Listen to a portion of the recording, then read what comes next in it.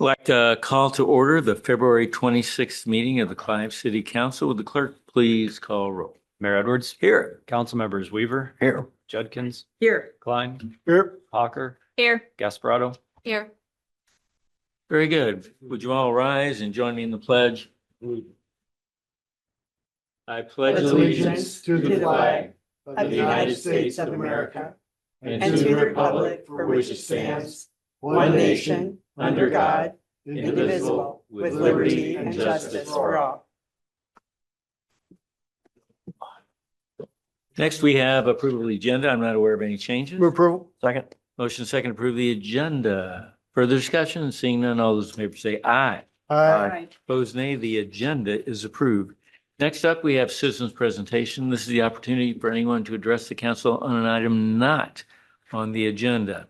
So Pete checks to see if there's anyone online. If there's anyone in the council chambers, please approach the podium. As we're doing this checking, just reminding everyone, we support the pillars of character counts and expect everyone to follow those pillars in the chambers. Pete, do we have anyone online? For those online, you can get our attention in the chamber by using the raise hand function on your Zoom screen. Your Honor, I do not see your hands going up. Very good. Next up, we're at a very happy moment. We've got the Elks Lodge here with a presentation. So please come forward. And if you want to move over there, if you're going to speak, that way everyone can hear you. Good evening, council members, mayor. My name is Rich Kreitzinger. I am with the Benevolent Protective Order of Elks here in Clive. We are located at 94th and Hickman. We are here to present the fire department with a check for a piece of equipment. I am here with Chrissy Ellis, our exalted ruler, and Greg Weinshank, one of our trustees. Chrissy, would you please come up? Chief, would you please? We're going to present this check to the chief and thank you for the service that you do.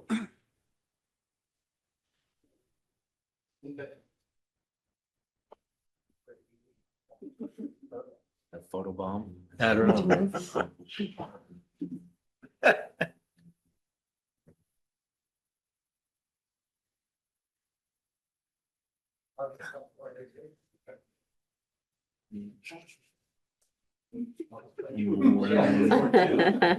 Close up time.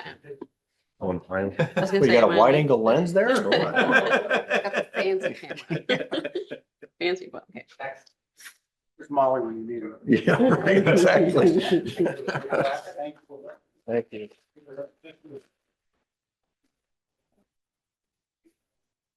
Again, before you leave, we want you to know how much we really appreciate this. This is so important to us. If you had time to stay around for another 3 hours, you get to our budget portion where we're talking about 2.6. My wife. Yeah. She's important. I would run Yes, too, we would agree with that. But, to be fair. you know, we've had $2.6 million in cuts from the state. And so something like this is just so helpful. And I know the chief feels the same way. So thanks so much. We appreciate it. Thank you. Thanks, folks.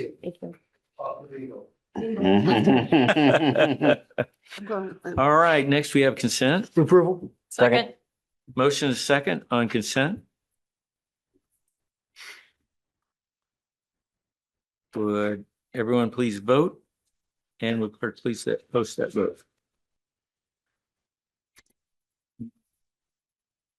That passes by a vote of 5-0. Next up, we have a public hearing. Did we publish the appropriate public notice? Yes, Your Honor, it was published in the Des Moines Register on February 11th, 2026. Mark? Good evening, Mayor and council members. On February 17th, the city received 5 bids in response to the request for bids for demolition services at 7705 University Avenue. This property was recently acquired as part of the flood buyout program and with project funding provided through a FEMA grant. The city's estimate for the project was $100,000. The following bids were received: Pearson Dirt Works and Trucking for $49,900, Ram Development for $78,400, DeCarlo Demolition for $78,503, Elder Corporation for $82,189, PNP Contractors for $114,900. After review of the bids and qualifications, staff recommends awarding the contract to Pearson's Dirt Work and Trucking in the amount of $49,900 as the lowest responsive and responsible bidder. Staff have recently worked with Pearson Dirt Work and Trucking on 4 other demolition projects and looks forward to working with them again to complete this project within 90 days. Thank you, and I'd be happy to answer any questions. Any questions for Mark?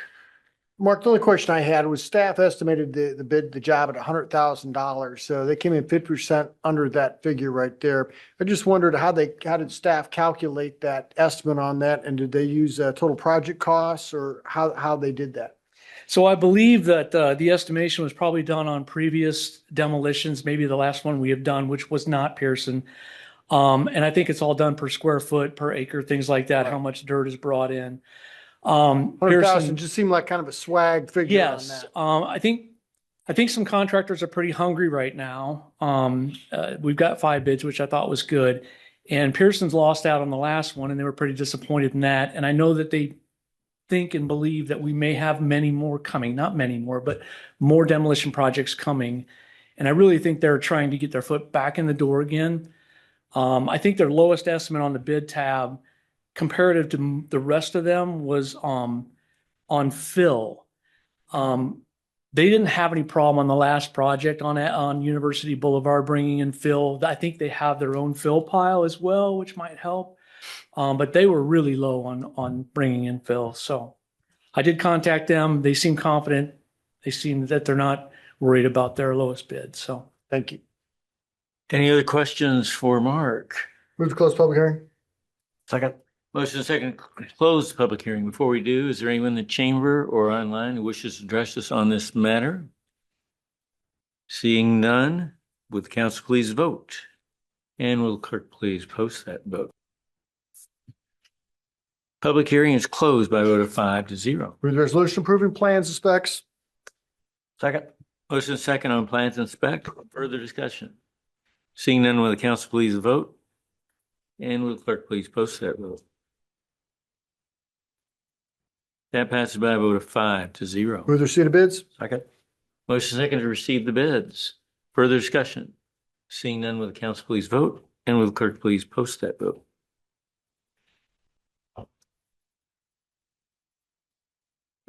That passes by a vote of 5-0. Move the resolution where the contract to Pearson's Dirt Work and Trucking for $49,900. Second.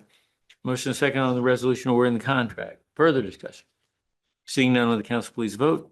And the clerk please post the vote. And that passes 5-0. We'll now move to our budget workshop. Matt. You can flip it over. Right.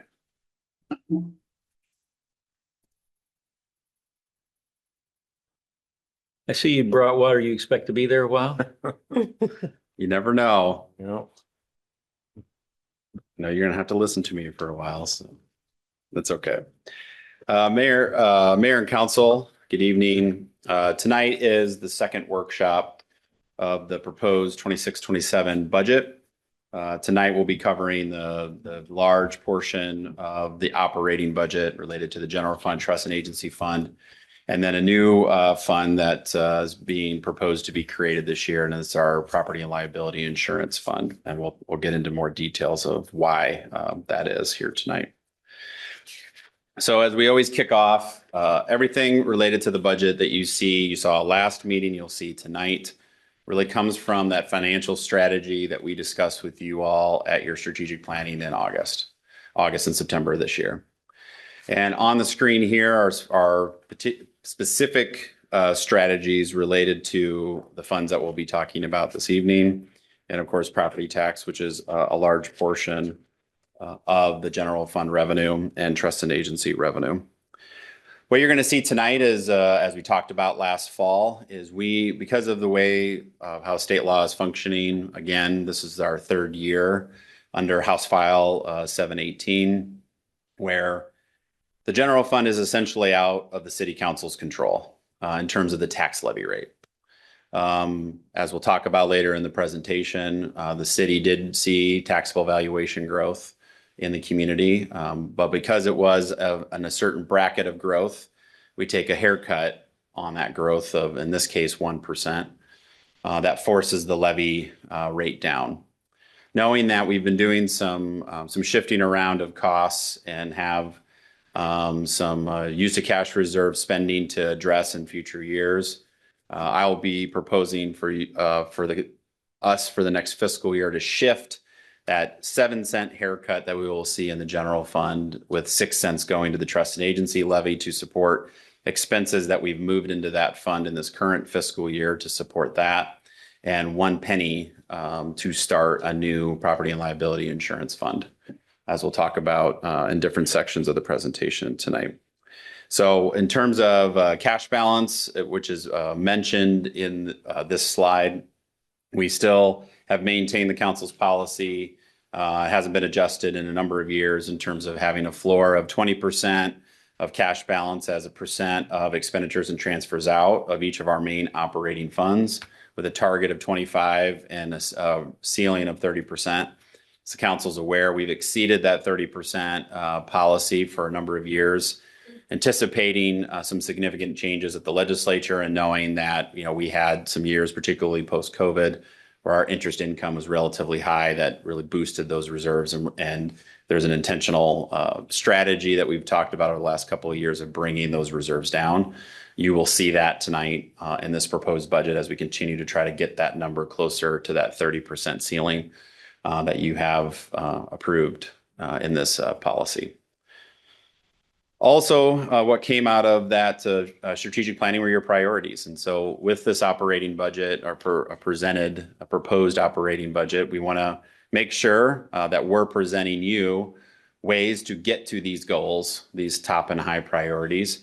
A number of these were discussed during the capital improvements plan that you all adopted in January. But tonight we'll talk about a number of these also related to the Harbach Center, fire and EMS collaborations, and some other registration and inspection program that we've talked about a little bit before in the past, and a little bit about housing preservation. And of course, we're doing a longer analysis of our 10-year financial modeling with PFM, which we hope to present to you of where we're at with that at your next council meeting, incorporating this proposed budget. So that's one thing we wanted to do, is to make sure we could make it as timely as we could, and incorporating the proposed budget in that tonight. So we're going to start off with the Trust and Agency Fund, and I'm going to turn it over to Liz to take you through the next number of slides.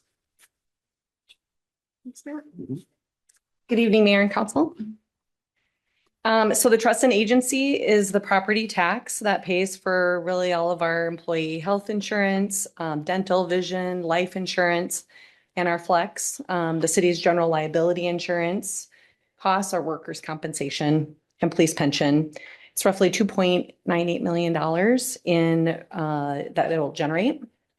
And now IPER's pension is 100% from the general fund in Trust and Agency, and absorbing really the pension and all of the insurance cost pressures. So the levy rate that we're proposing is going up from $1.40 to $1.46. And that will, the taxable valuation growth is not limited by new legislation, at least not right now. Yep.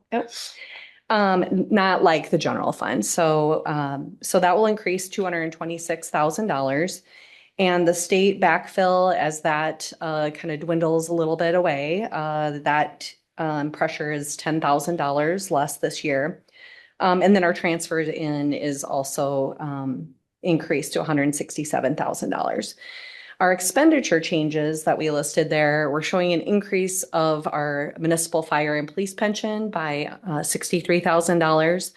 And we're budgeting a 5% increase for all of our insurance costs. So that came out to an additional $54,000. Our premiums are going to increase just 2.6%. So that's really great news. We're showing an increase in police disability claims this current year. So we're showing a reduction in our next budget here. We're looking at ways on how we can shift those. We had an uptick of disability claims this current year.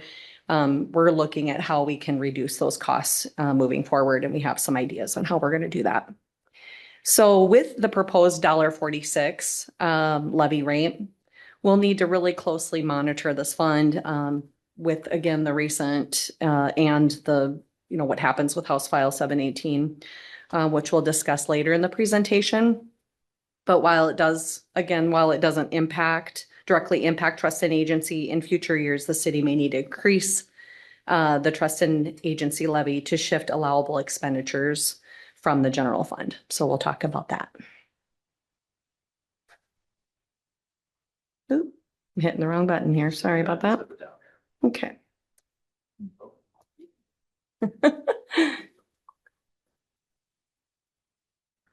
To hit that one. Okay. All right. So Matt talked about the property and liability insurance fund, and we wanted to just share with you some of the key issues with this. This really is going to help us with more transparency, of course, and better allocating our insurance costs across all of our funds. And it's going to stabilize our future budgeting by risk management for those risk management expenses that we have there. This will create, like I said, transparency for the insurance costs rather than embedding them in the general fund. So really the 1 cent levy is going to create $21,000, but we'll transfer in from general fund, road use fund, water and sewer to help us fund all of those insurances that are listed below. So the general liability insurance, cyber, flood, and crime.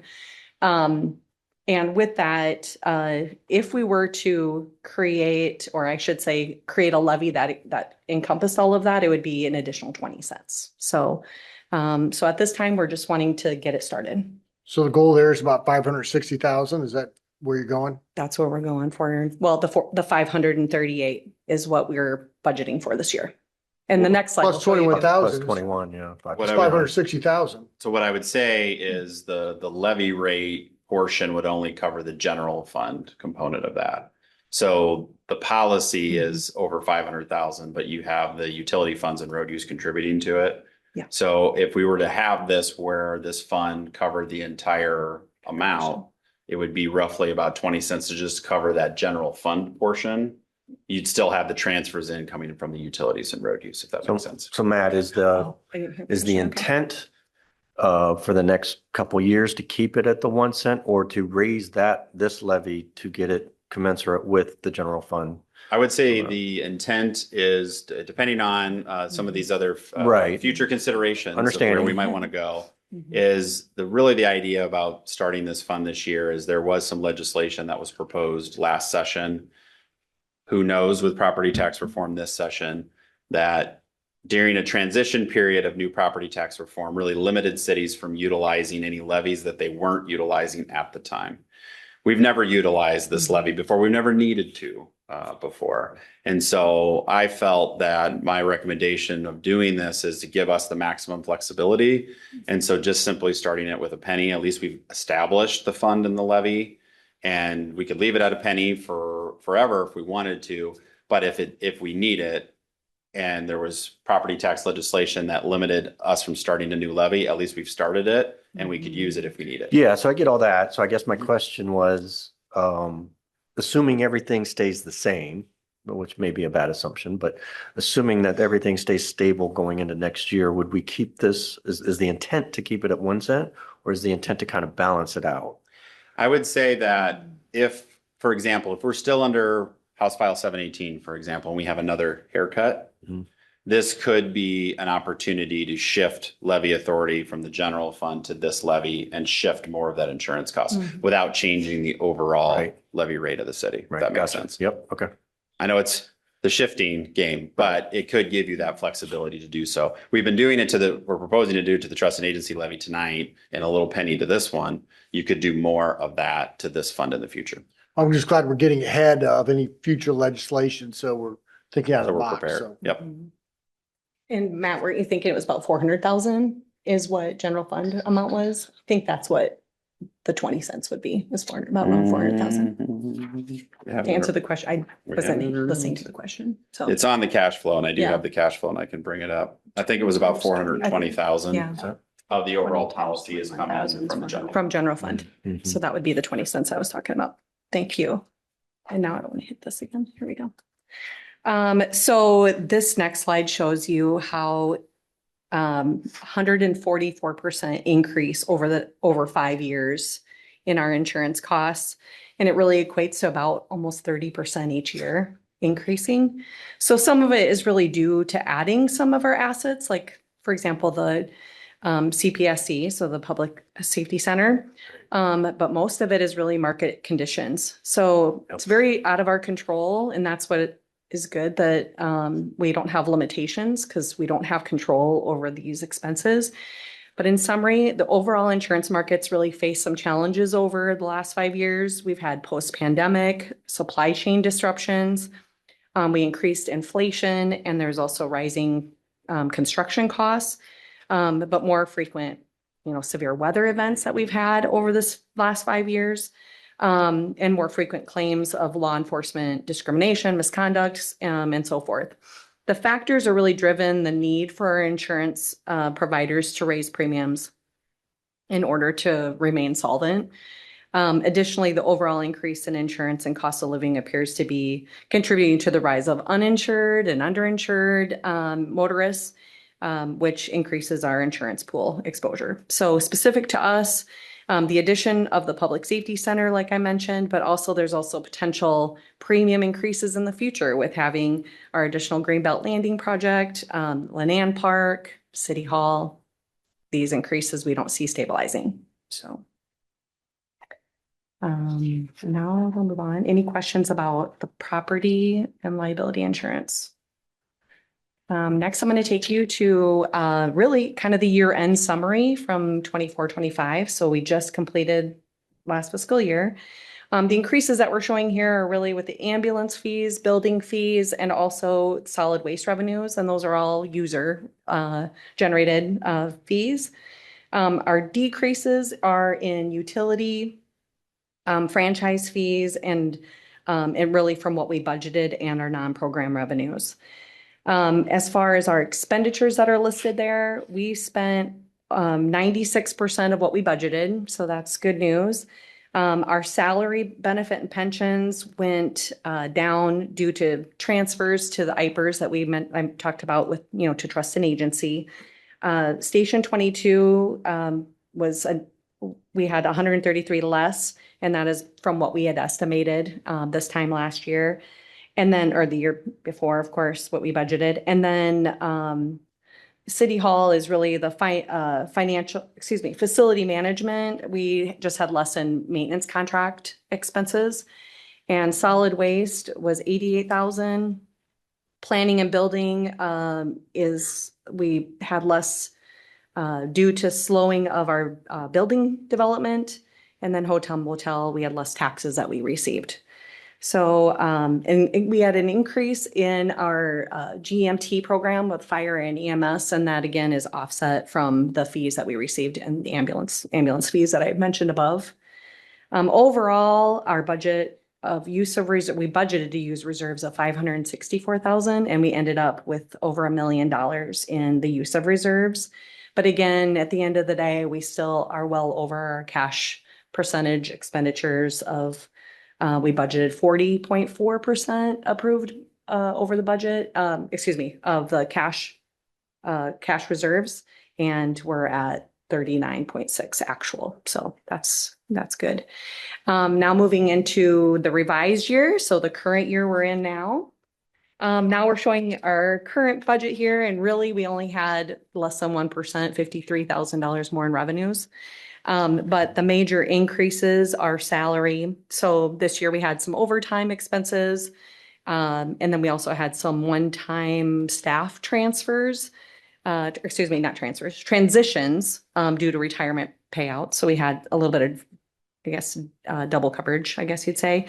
And then we have a shared fire and EMS study that we increased the budget for, that we're sharing with the other municipalities. And then we also had foam disposal that we had increased. We have additional legal fees and prosecutions and legal reviews. And then our finance administration increased just 52,000 due to bond issuance costs. As far as decreases, our hotel motel expenses, of course, like I said, offset with with what we had received. And then we also had, our hotel motel expenses. That is because we changed our 2080 agreement from the 28% to 25%. So that's why we had a decrease in our expenses there. So overall, like Matt mentioned, cash reserves at 25%. Again, we're looking at 37.2% revised. Our original budget use of reserves is 1.2, and we're looking to use 1.7. Okay. And now I'll just give you a little overview of our general fund, and then we'll get into each of the departments. What kind of oh, yeah. percentage will that leave us with cash reserves then? That is right. Oh, the percentage? Mhm. Yeah, just the 37.2%. Okay. Okay. And then the overview here is really this is the main the general fund is our main operating fund, and it includes public safety, public works, general government, health and human services, culture and recreation, and then community and economic development. We have 145.2 employees. That's their FTE count, or our full-time equivalents. We had a couple current situations with our administrative assistant shifted 100% to the public works from part-time being at community development. So really just no net increase. And then we had 2 seasonal recreational positions that converted to permanent part-time, but they had the same hours. So there was no additional costs there. And that's this current year. So tell me a little bit about that. What's the reason for that? And that's going to be Richard. Richard, you had a couple part-time and leisure services that ended up, you converted 2 seasonals to part-time. I know you asked this last year too. Yeah, so what we Sounds did is take some of the seasonal hours. We realized that more often we're having people work year round, say with shelter rentals, those type of things. So what we asked to do as part of last year's budget process was to convert an equivalent number of hours from seasonal to permanent part-time, similar to what we do with the library assistants. So just changing the number of hours from those classifications so they would meet the actual way they were working from a year-round perspective versus just a seasonal perspective. Thank you. Mm-hmm. And one of the things with that too is that they are not benefit qualified to increase our budget. So they just got more hours. So no new staff or are being proposed at this time. And we're proposing to maintain the city's overall levy rate of $9.92. And of that, the general fund, which we will get into, like Matt had said, we're having to reduce that to $6.87 versus $6.94, which represents, again, the general fund being the main operating fund represents 57% of the total levy rate. So the next department, we're going to get into the departments, and I'll just stay up here one more time. So the Department of Administrative Services has 9 full-time employees. And in 2019, 2020, that is when HR went under our umbrella. And we have maintained that level, and we don't see that changing in the future. We have a few short-term initiatives that I wanted you to be aware of, and those are listed on the slide. But some that you are aware of course, is the city clerk completing the 2026 partial special census, and also assisting with the website refresh. HR is working on all of our annual training programs, our handbook updates, and many recruitments, of course, seasonal, hiring 130 people right now, and which also includes our public works director, which is currently underway. With HR, we're also working on SDS sheets, which are the safety data management software that we're working on. The department reorganized our employee safety committee, and now we are looking at replacing our manual chemical tracking. So we're going to be doing that this year. The safety, we received an IMWCA safety grant to cover the costs of implementation of that software. And then in the future, we'll have some ongoing software costs. Finance, obviously working on budget, utility rates that will be coming per the budget, and then utility process improvements that you will hear. But two other strategic goals for the year for them is of course transitioning our payment processing system from Express Bill Pay to Zift. We're calling it Community Connection, but it's also Zift or Cassell. And that will address our service issues and improve our system compatibility and reduce transaction costs. And I have laid out the cost savings on the screen for you there. In addition to that, we're really taking the lead and working collaboratively with Public Works and Community Development on a whole rewrite of Title VIII, which is our water, public utilities and water. And so more will come with that. So those are the things that we're working on. We have no significant capital projects or capital equipment or budget requests at this time. And like I said, no changes to the staffing requests. Do you have any questions for administration? Yeah. Hey, Liz, I read in your memo about the ongoing effort for the digitization Yeah. of documents with Laserfish and all of that. Yeah. That's been going on for, I mean, I remember talking to Denny Henderson about that over a decade ago. Can you just give us an update on where that's at? Maybe explain it to our newer folks just so they kind of know what's, because that's been going on for years and years and years. And so where are we at in that process and how much more do we have to do? Well, that's ongoing. It's kind of one of our 5S things that we do every year or ongoing, right? We also, and right now, if I recall, they may be shifting. I don't believe it's being supported. So we may have to shift from that digital Laserfish and documenting everything or making sure that we have that documentation saved. But I mean, other than that, I don't know if you have anything more. Yeah. So I think you have. We originally got Laserfish in 2008. So we have been working on it for quite some time. I would say 95% of our documents are now digital. The remaining documents that have not been scanned are actually right across the hallway there in a few boxes. We prioritize that, and the things that are back there are things that are old projects that are not needed right now. That project is going on kind of when we have time. Mhm. But what the priority is right now is keeping things current. So we're not actively generating paper files anymore. It's all directly digital. Okay. So- Yeah, I was going to ask, like, how much time do we put effort into doing that?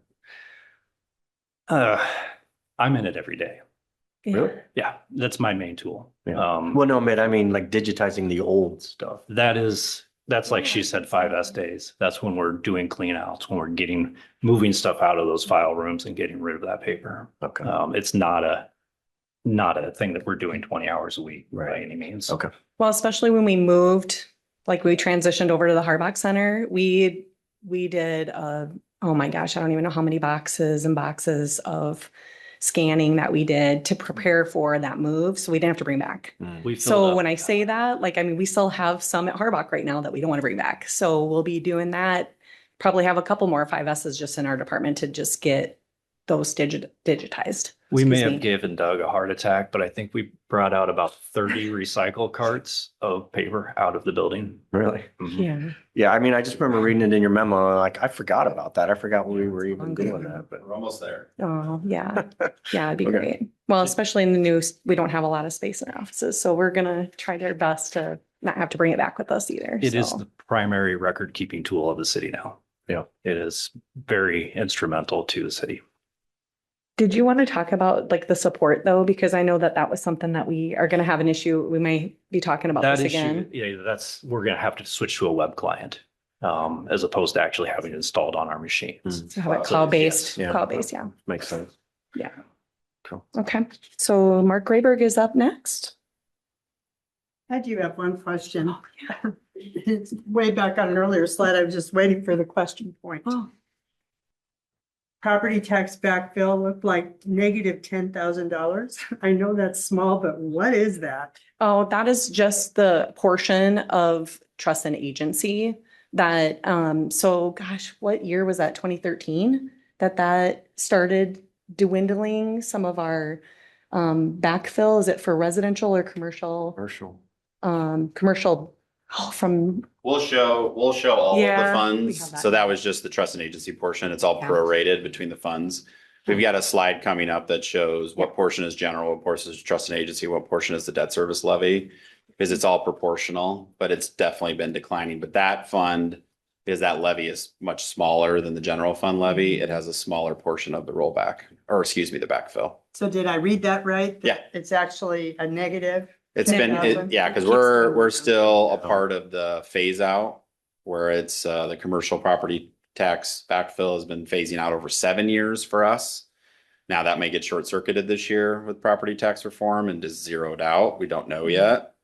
But if it continues, we show a slide that we have just a couple more years of that eventually going to zero. Okay. and that's slide 26. So we'll get to that just shortly. Okay. You're up. Mayor and council, good evening. Just for the record, I have about 40 or 50 bankers boxes of records that still need to go into Laserfish. My biggest problem is that prior to 1972, everything was done on stone tablet and I can't scan those documents. But we're getting there. So thank you, police department, for FY 26 coming up, 26, 27. Clive's PD is primary law enforcement agency for the city. We have 29 sworn staff. I'm proud to say that on Monday, we will have our 29th position filled. We have a new employee starting. So we will be at full strength.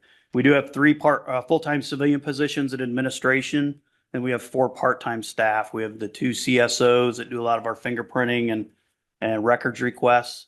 And then we have 2 crossing guards that work at Crestview. Those positions are actually paid for by the school district, but they work through the city. We are expecting 1 planned retirement around July 1st. Mary Ramsey has announced that she is going to be starting the next chapter of her life.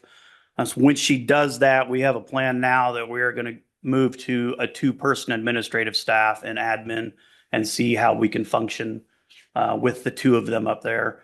With the work that we've got our CSOs doing, I think we can swing that pretty easily.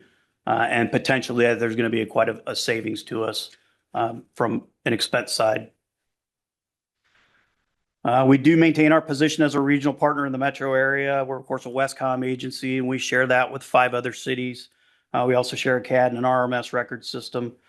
We have 4 officers assigned to the Suburban Emergency Response Team, which is an additional duty that our officers have.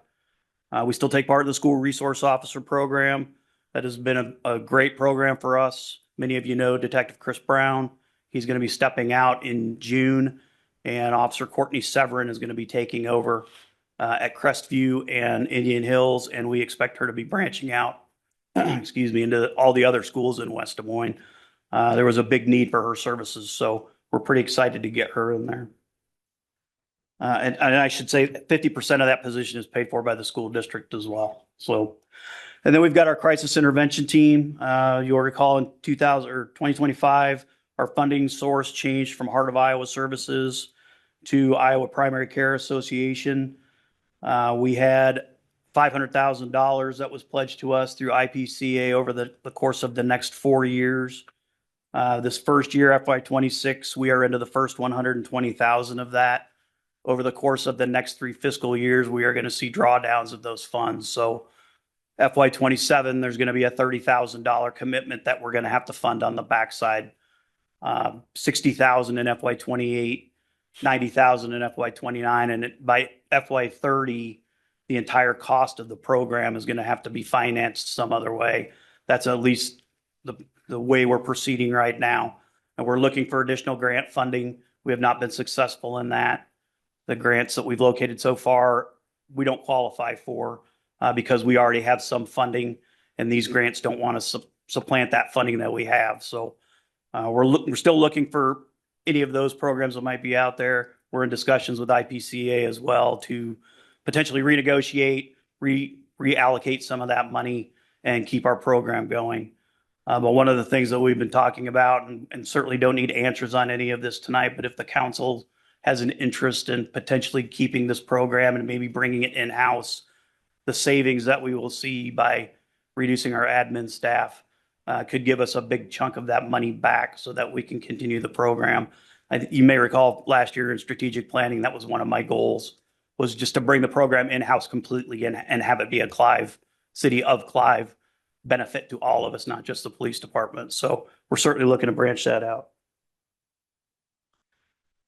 Current trends that we're seeing right now, of course, we know the prosecution expenses are continuing to rise. We've had a couple big cases, harassment cases that were going on. We had an issue over on 80th Place that we were dealing with.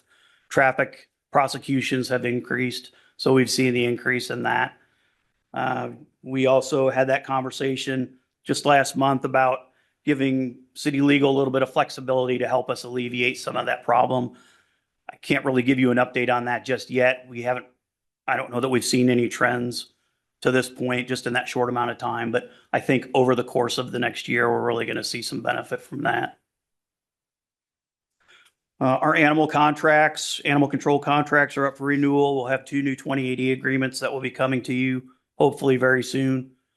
We want to continue the program that we have in place with Polk County Animal Control and with Furry Friends. Those have both worked very well for us. We unfortunately will see some increases in the Polk County side of things that we have. We're looking at about a 19% increase over last year in those costs. The good news is that it initially came in higher and we were able to negotiate that cost back down. So we saved a little on one end, but there's still going to be some increases. I would expect not as large an increase from Furry Friends, but certainly there's probably going to be an increase in that as well.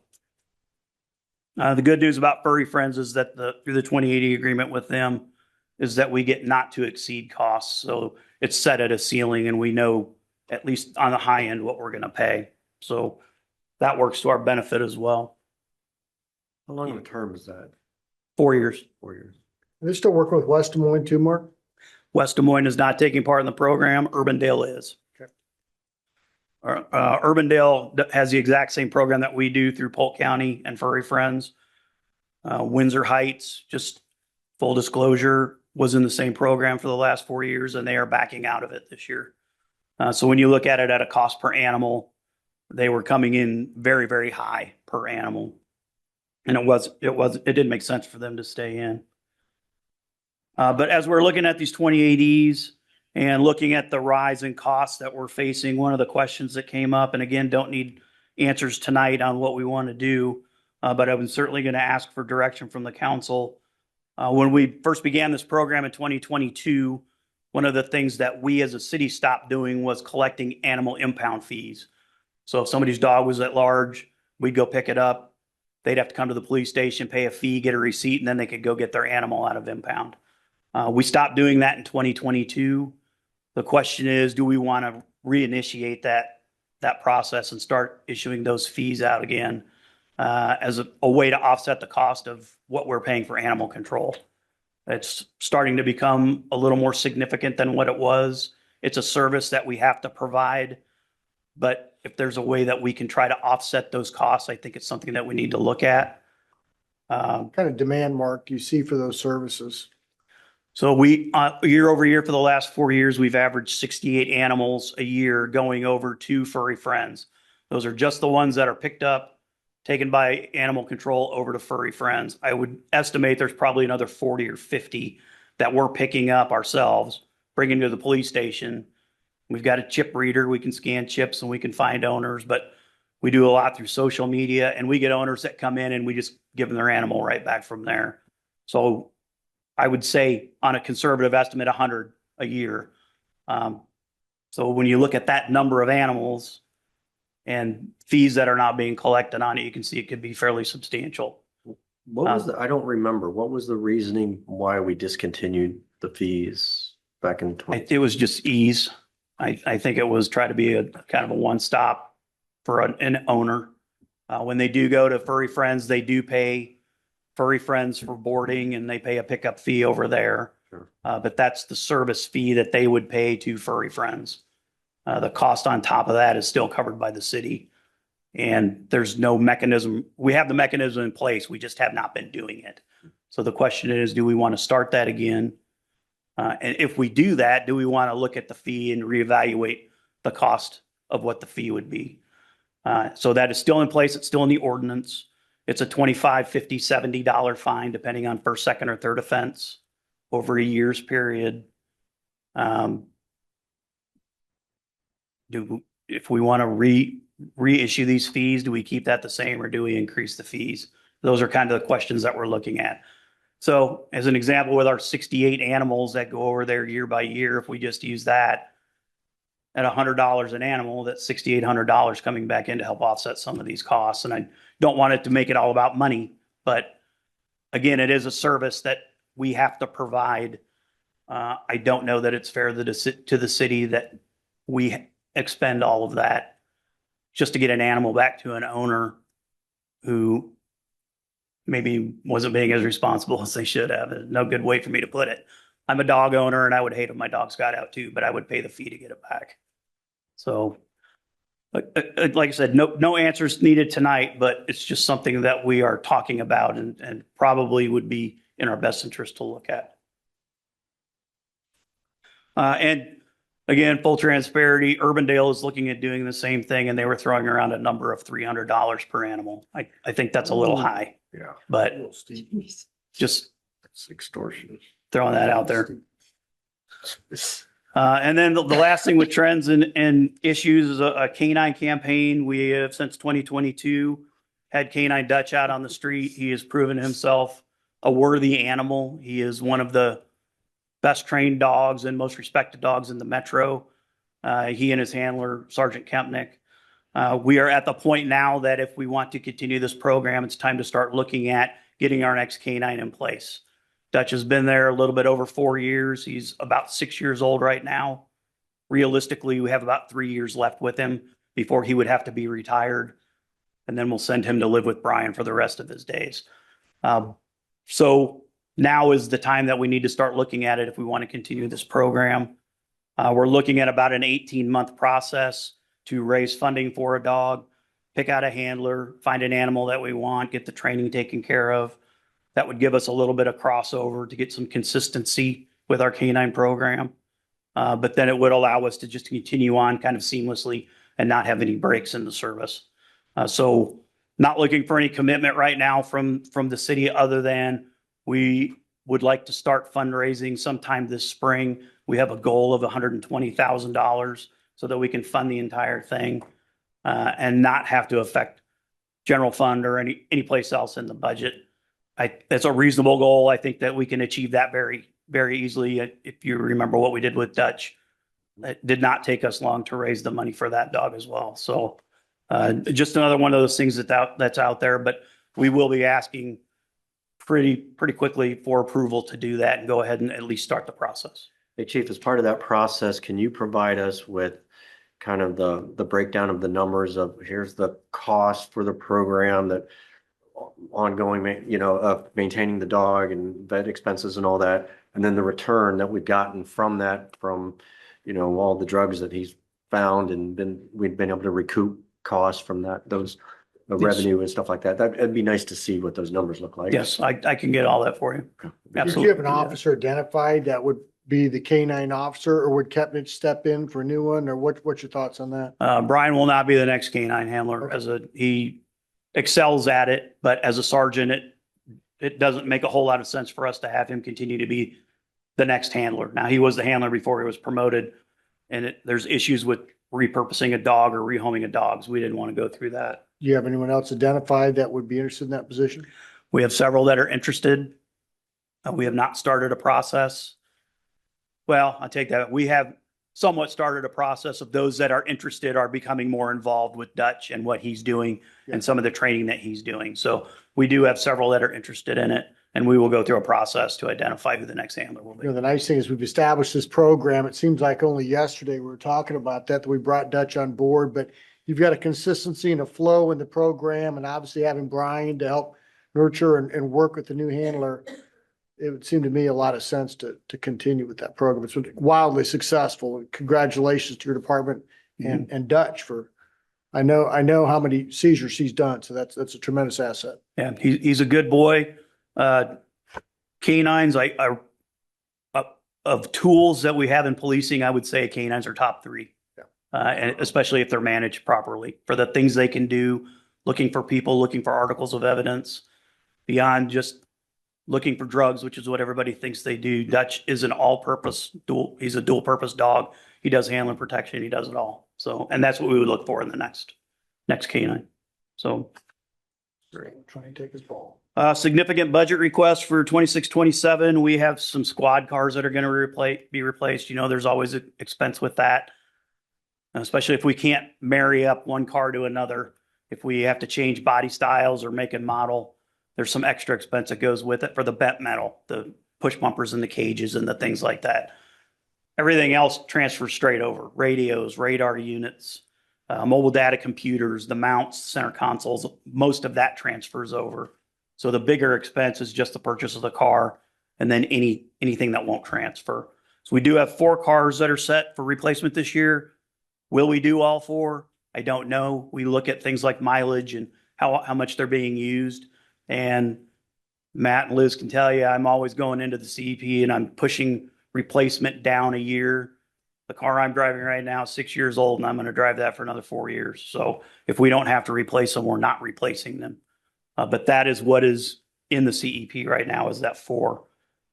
The other significant thing that's coming up is license plate technology, license plate reader technology. We do have a flock contract that a payment will be made on this coming year. It's $35,500. We just got the bill for it. Flock has been a very good program for us. We have not had any issues. If you've seen the audits that we've done, our officers are using it the right way. They're using it appropriately. We've got success stories that I could tell you about it if you're interested.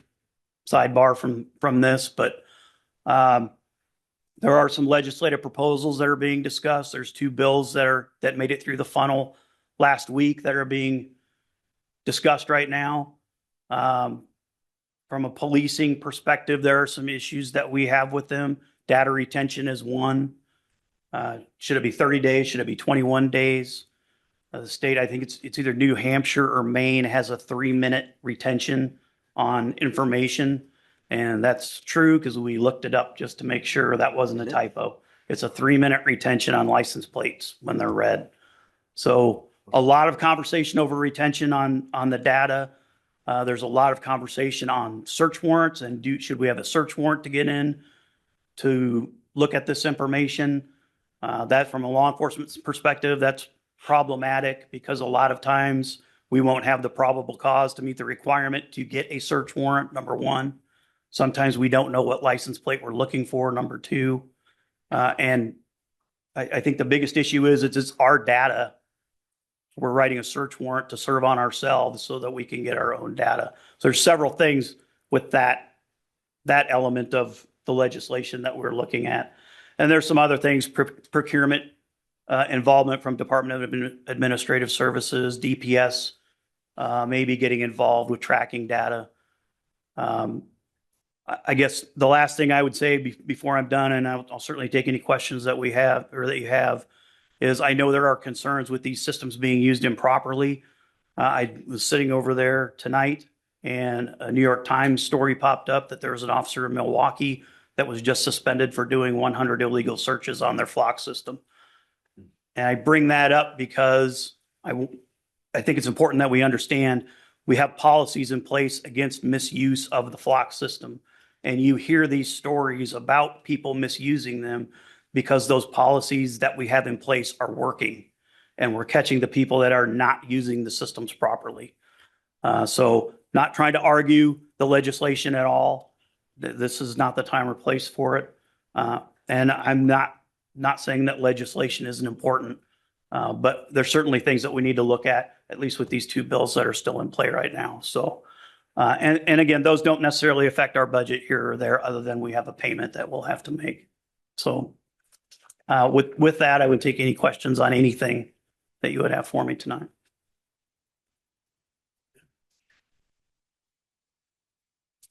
And I only had 1 slide, so. Amy.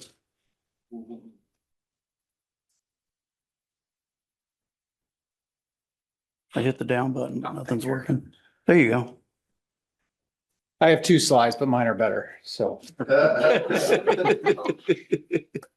he knows that. So. Mayor, council, thank you. Here before you tonight to go through a little bit of the fire department and our budget proposal for next year. So to start this off, the Clive Fire Department is provides fire and EMS services for the city of Clive, under some mutual aid agreements and some automatic aid agreements, a lot of 2080 agreements. We do provide a lot of services to other neighboring jurisdictions as well. Currently, we have 20 full-time and approximately 26 part-time positions that make up our staffing. Current trends and issues, which you'll see in your budget memo. The current fiscal year, service delivery collaborations with Urbandale and West Side Station 22, the CPSM study that is being conducted as we speak, and then our fire foam removal and disposal. A little bit of background with that. Handful of years ago, they changed the contents of our foam.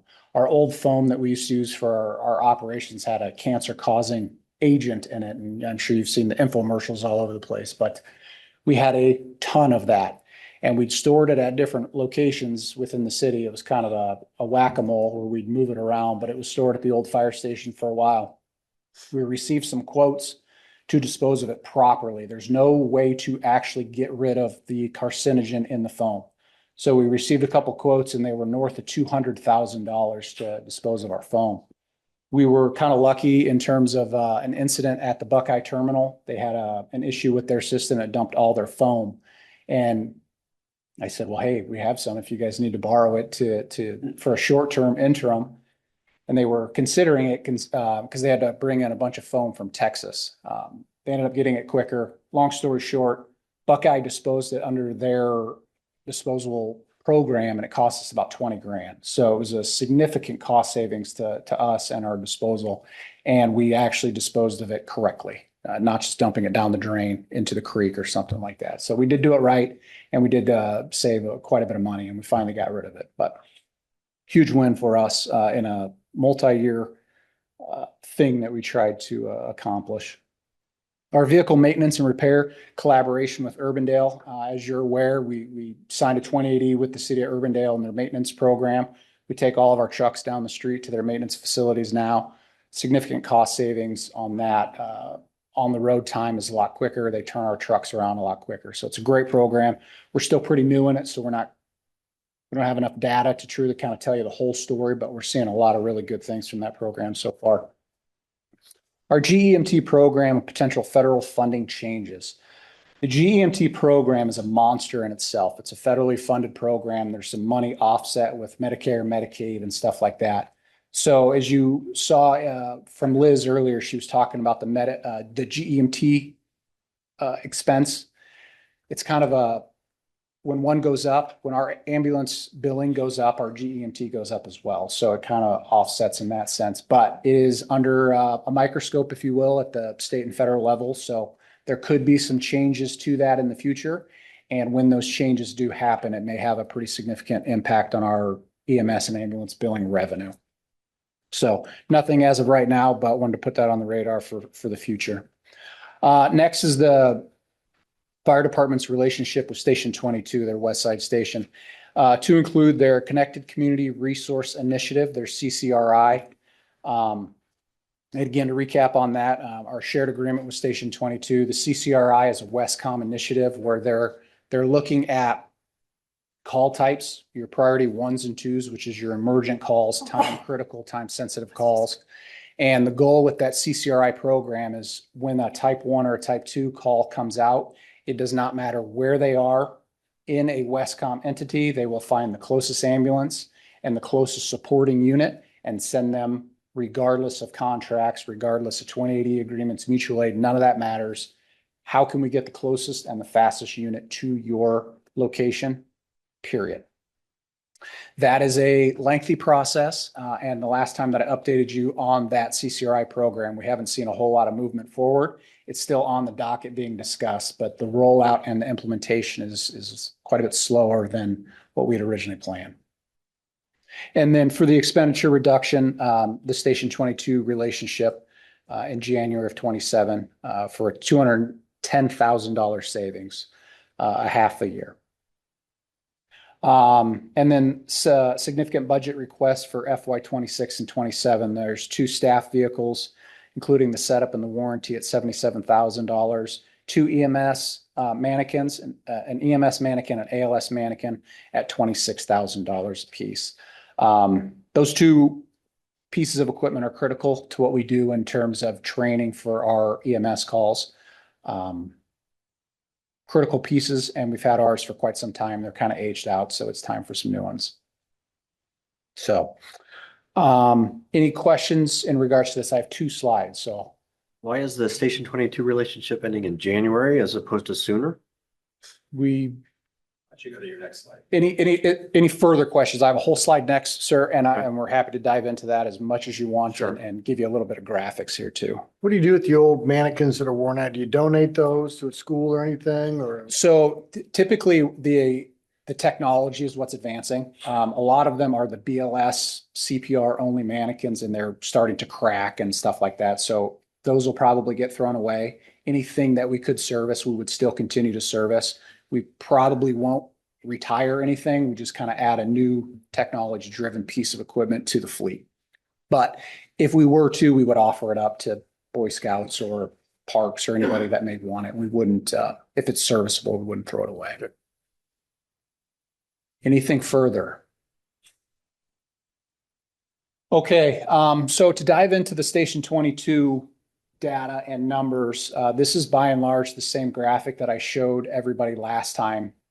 The update is we removed the 2022 data and shifted everything up a year. Now we included the 2025 data, as you'll see in the bottom left graph.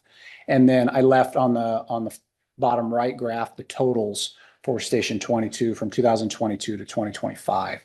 And then you'll also see above that green box there is the Station 22 costs and the allocation reduction from each year subsequent from 22, 23 to 24, 25.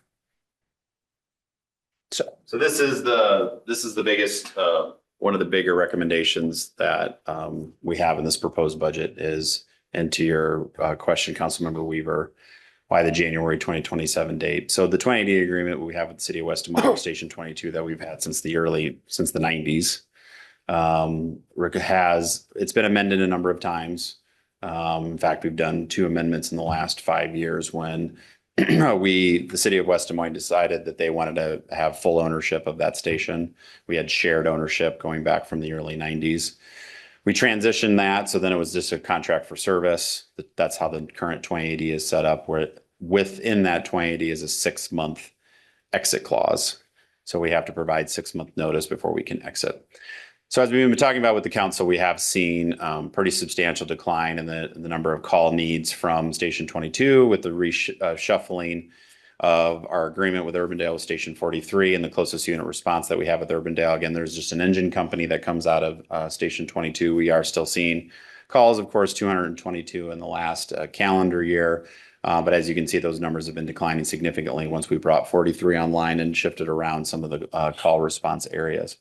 We're getting to what's also happening because of that, the way that 2080 is structured. It is a 3-year rolling average of calls in terms of our financial support of that station. Well, as you can see, the green line has been declining year over year over year in terms of our portion versus West Des Moines' portion of them, Station 22 responding into the city of West Des Moines.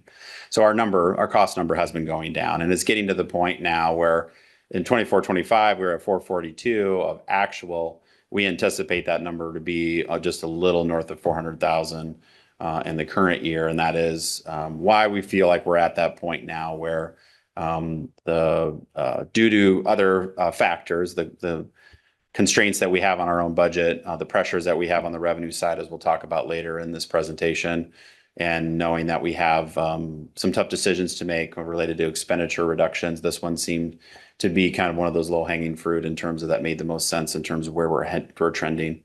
And as the council will recall from Chief Garcia's presentation, strategic planning, is we do have an area of this community, of the community, that it still can be covered based on our current response standards. The center part, central area of our community has been getting a pretty high level of service with this engine company in terms of its geographic location. Again, these are not easy recommendations to make when it comes to public safety and knowing that we have an existing condition and arrangement that people are used to. But we know that us as a community, we're changing. We're getting to our build out condition and having to recognize, some expenditure choices that we have to recommend to you to take a look at. And this is one of those. So if the council agrees, there's kind of a two-step process that can happen with this recommendation. I'm proposing for you to have this within the budget for your adoption in April. But the key date, if we're going to do with the 6-month notice, is really June. So if we want to exit this by January 1, 2027, we will have to give notice to West Des Moines before July 1, 2026.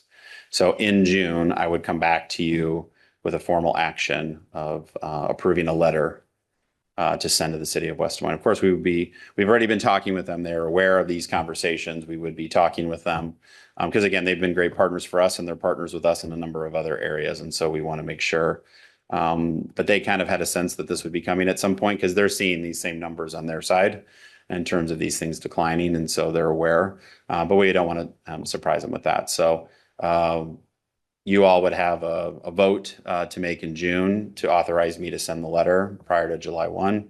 And then that would commence January 1, 2027. So in this proposed budget for fiscal year 26-27, we're showing half of the expenditure reduction, which is $210,000.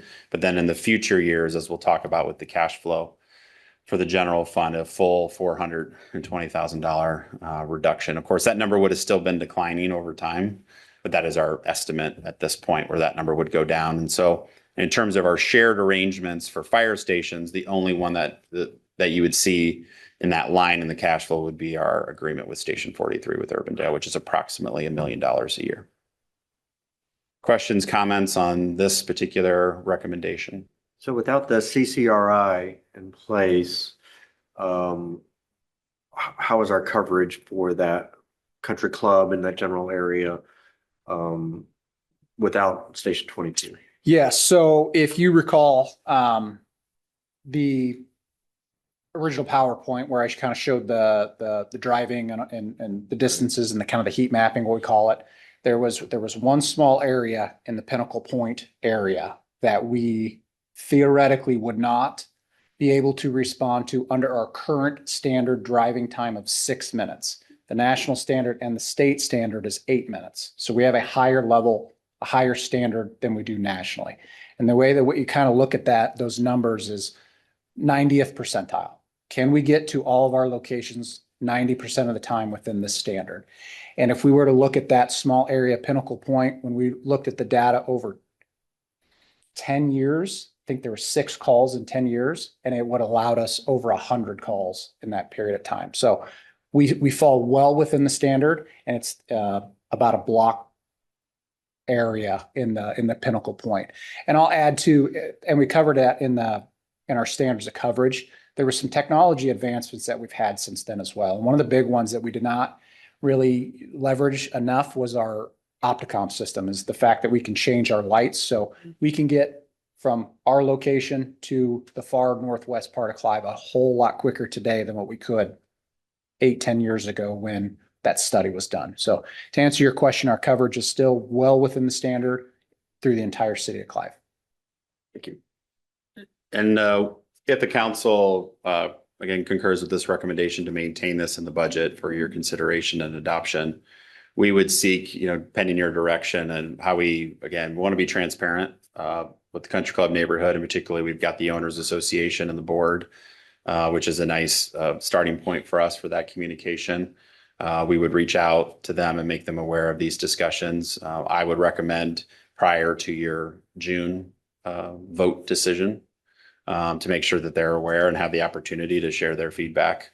But of course, the chief and I would visit them and share all the data that we have but we also recognize that these aren't easy choices to make. So, and I mean, it's not just country club HOA. I mean, there's a number of townhome, Pinnacle Point being one of them, right? That have HOAs there as well. So we should probably be reaching out to them. Yeah, I usually start with CCOA because they're the umbrella They're over all of biggest. them. Yeah, yeah. And then we can figure out, maybe Right. we can figure out a way to do a joint. Right. A joint Exactly. one, because I know that there's the Bay Hill, there's the Pinnacle Point, there's the sub owners associations under the CCOA umbrella.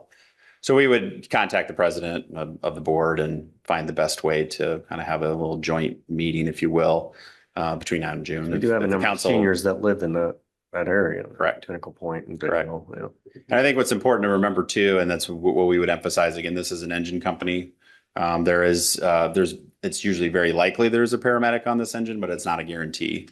That the ambulance response is still coming from either our station or the other Urbandale stations.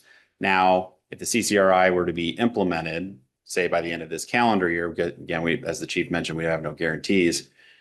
That would actually upgrade the service here, because priority 1 and 2 calls, you'd have an engine and an ambulance coming out of station 22 to these areas. So in a way, that would actually be an increase of service. Sure. If that were to happen. You're still doing engine and an ambulance for those calls? I thought we scaled that back. So no, we do not. So as a part of our Station 22 arrangement with the city of West Des Moines, we only are paying for an engine company out of this station. Their ambulance does not respond into Clive as a first due ambulance.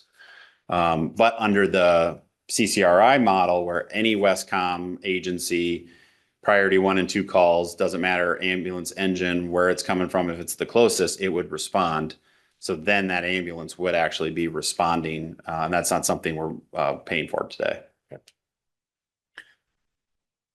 But globally speaking, we have dialed a lot of that back. We have looked at our EMS calls kind of under a microscope, and we do know that not every EMS call warrants a fire truck. So thank you to the Elks in using our utility pickup. We do respond with the pickup to a lot of our EMS calls. We've also dialed that back too. So there is still a number of calls that just the ambulance goes to. There's a number that the utility will go to, and then a fire truck is certain as well. So we're trying to dial those back and look at under that, under a much of a microscope as we can. So. Any further questions? All right, thank you. Thank you.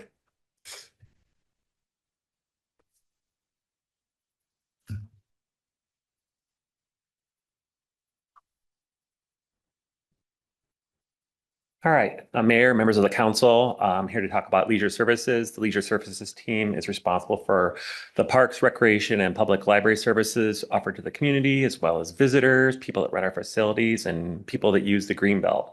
In total, we're 25 full-time people that do this work, 6.5 full-time equivalents. That's made up of primarily the part-time library staff that we see. Those 6.5 FTEs are about 20 to 25 people that fill out a number of hours throughout the week and the month. And then we have 130 plus seasonal people. Majority of them are at the aquatic center to make sure that operates smoothly throughout the year. But we also have people in our recreation programs, as well as seasonal people helping out with park maintenance in the busiest time of the year.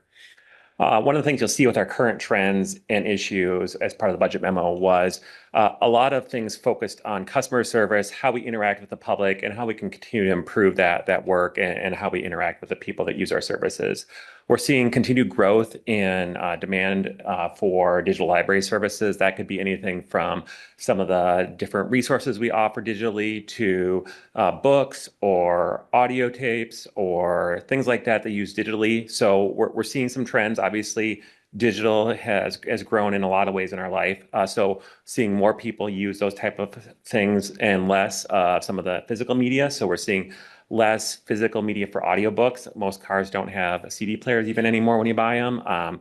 We got rid of our audio CDs here a couple of years ago. So just transitioning some of that stuff. And we're also seeing we actually get more use out of those digital versions than we did actually of the physical media. So we're really a great trend in some of these things, areas that we're seeing in the library. Also, we're looking to transition the physical server we have for our library service from one that's sitting in the back server room here to one that's managed in the cloud. That's something that is managed by Dennis and James and their team to make sure that that library service is always going, but hoping by transitioning to a cloud actually reduce the amount of work that they have to do, and then actually the cost to do it is very reasonable. So we expect a net kind of reduction in total cost to the city by transitioning that to the cloud. We're also in the process right now of evaluating recreation program registration softwares, trying to evaluate what makes the most sense. We've gone through about 8 or 10 different companies to figure out what will work best for us. We're also continuing to evaluate our current sportsmen's.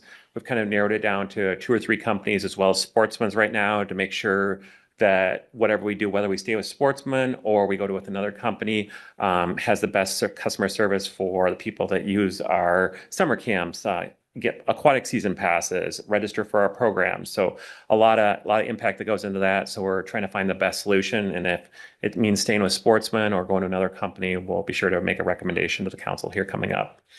One thing we've done this year is you'll see it going forward with the pool passes is restructured that so that it's not kind of buying them in bulk.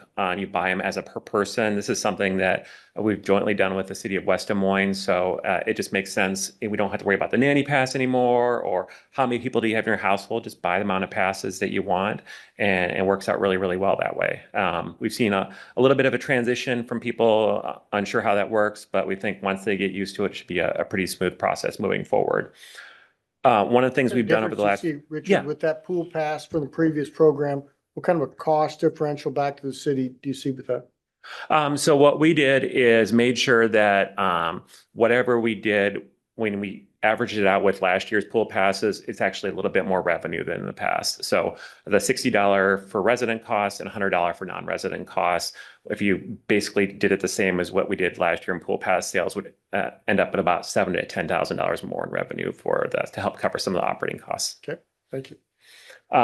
We've done a lot of seasonal wage adjustments over the past 3 to 4 years to get up back with the market. That's created a lot of increases in just overall operating costs.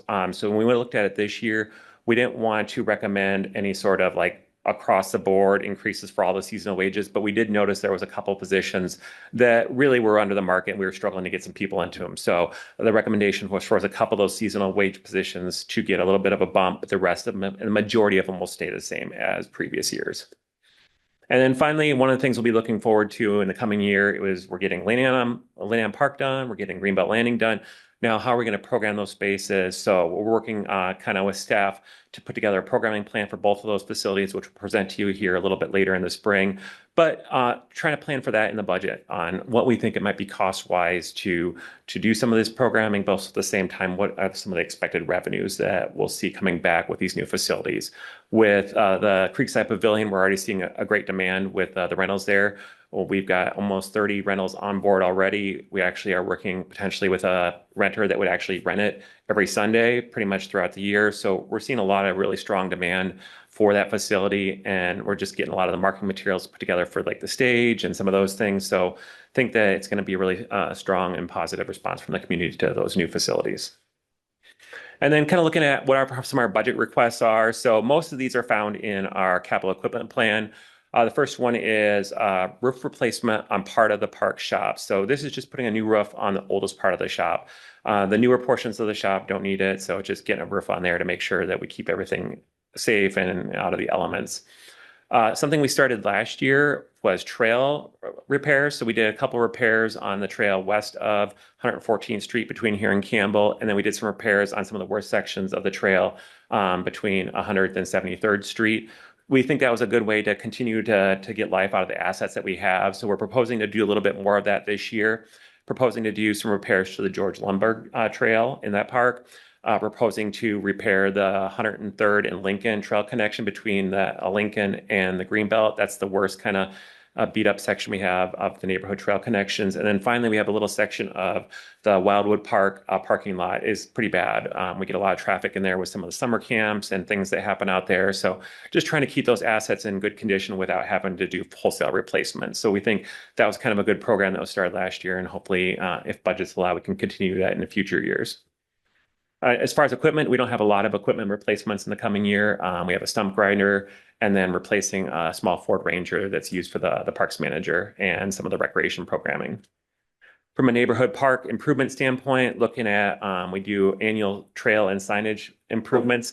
That's taking the signage master plan that was done a number of years ago and just continuing to implement that across the system. So we're getting pretty close to the point where we'll have most of those based on how the master plan was done, implemented, but we've still got a couple of years left. And then proposing some improvements out at Campbell Park. So looking at redoing the the tennis courts, potentially looking at working with the neighborhood to see if transitioning maybe one of those courts to a pickleball court might be worth what they want to see out there, or just replacing all 3 tennis courts. So we have money in that for there.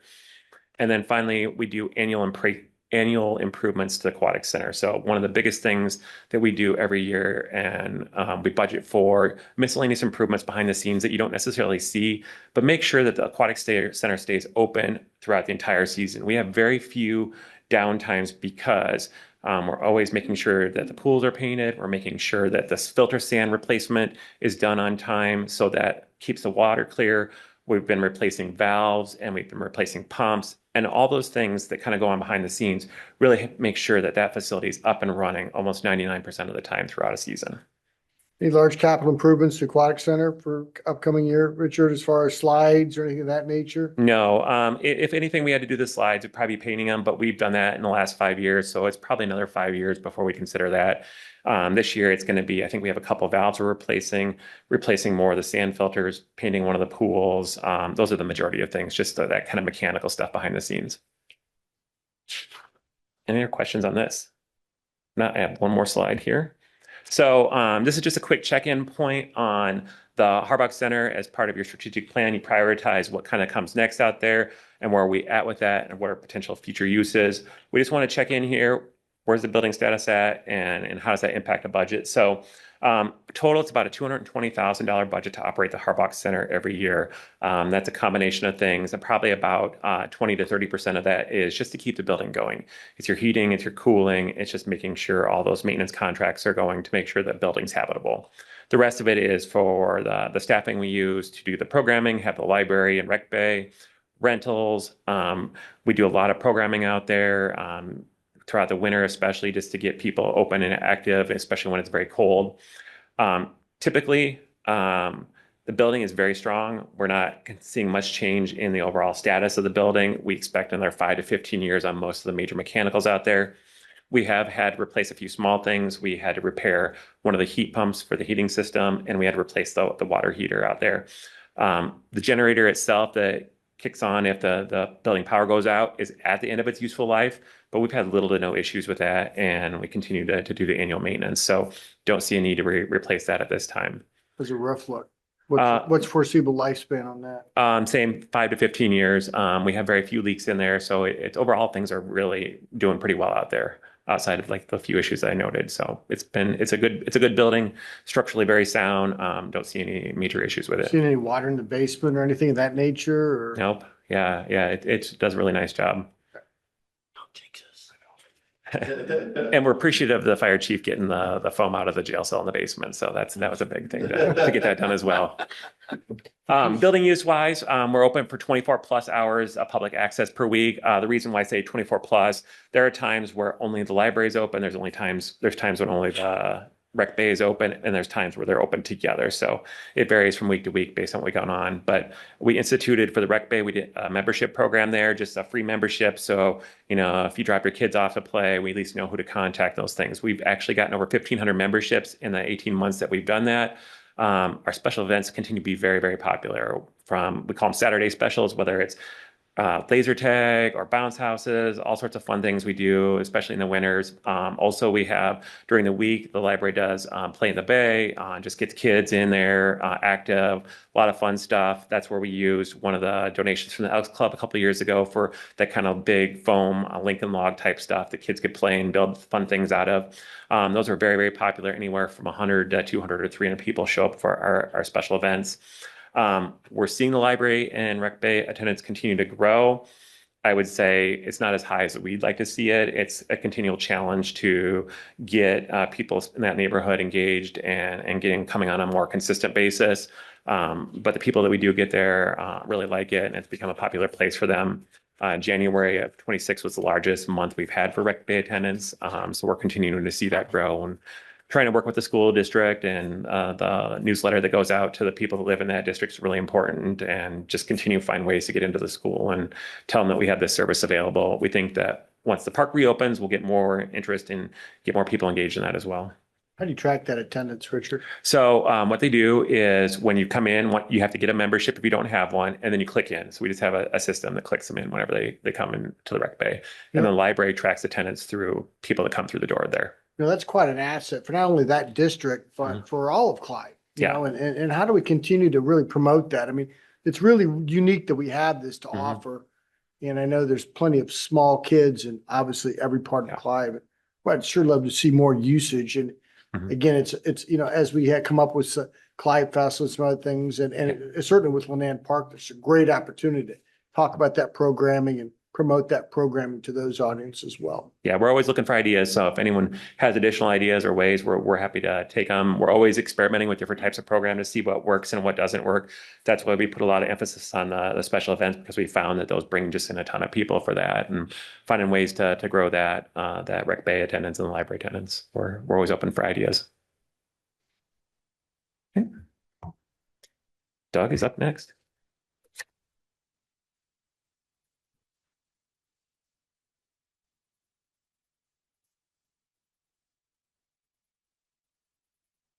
As is the case for the last 29 budget presentations previously, I intend to be the shortest of the group. So as you're well aware, Community Development Department works in planning and development activities, building construction, and code enforcement.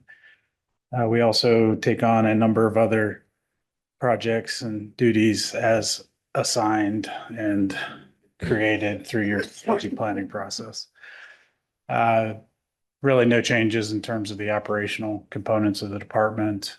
The expenses are again principally driven by the 8 full-time staff positions. I think otherwise we probably had a net reduction in cost for the other odds and ends line item operational components. That's the good news. No real changes to the budget on the expense side. The issue that we have been confronting over the last few years, and as we previously discussed, the construction growth is continuing to slow down. And principally for us, that means less residential single-family homes being built. We are anticipating that the trend continues. As we've talked, we don't have a lot of available lots on the market right now, don't have a lot in the pipeline. So we have estimated a fairly significant reduction. We are hopeful that some of the commercial projects that are a little more hit or miss actually become hits. And we'll see something that's maybe not quite as dramatically reduced in terms of the revenue generated. But we'll have to see how that goes. Lots of variables go into that, obviously, that are beyond our control. Otherwise, beyond the kind of day-to-day building, permitting, construction side of it, time will be spent working on those other strategic planning priorities. If I remember correctly, we were tasked with either partnering or completing 17 of them this year. So we're continuing to work on those, with a few of those major ones around development of a new housing improvement type program, which you folks will see later this year. Continuing to work on the flood mitigation plan, and again, have our fingers crossed that we'll be able to get substantially more active in that if we're able to get our federal grants across the finish line. And then we also have a number of other projects related to rental housing and some of the code updates and so forth that you again have started to see over the last couple of months. With that, I think I'll stop and ask if you have any questions. Doug, obviously, as we approach build out and you said it, and we've all seen the decline in housing building right there. How does your staff transition then? Hopefully, like you said, we'll see more with some commercial stuff and redevelopment aspect, but as you look out 5, 10 years down the road, how do you see an allocation of staff time then? The answer is it depends. It frankly depends on how well we collectively figure out how to transition from what we've been doing for the last 50 years, which is building cornfield suburbia, to this differentiated product. But even that is an outstanding question in my mind. The city of Clive, as it's built, is very beloved, as it is. What is going to change? That's a question that has to be answered. So part of it is, I think my group will be spending lots of time trying to answer that question for you folks over the next handful of years, provided that we collectively come up with an answer that means do something different, then that's what we start working on. But at this point, my crystal ball is not very clear at the moment in terms of what that is going to look like in 5 to 10 years. Okay. You tell me. We're working on it.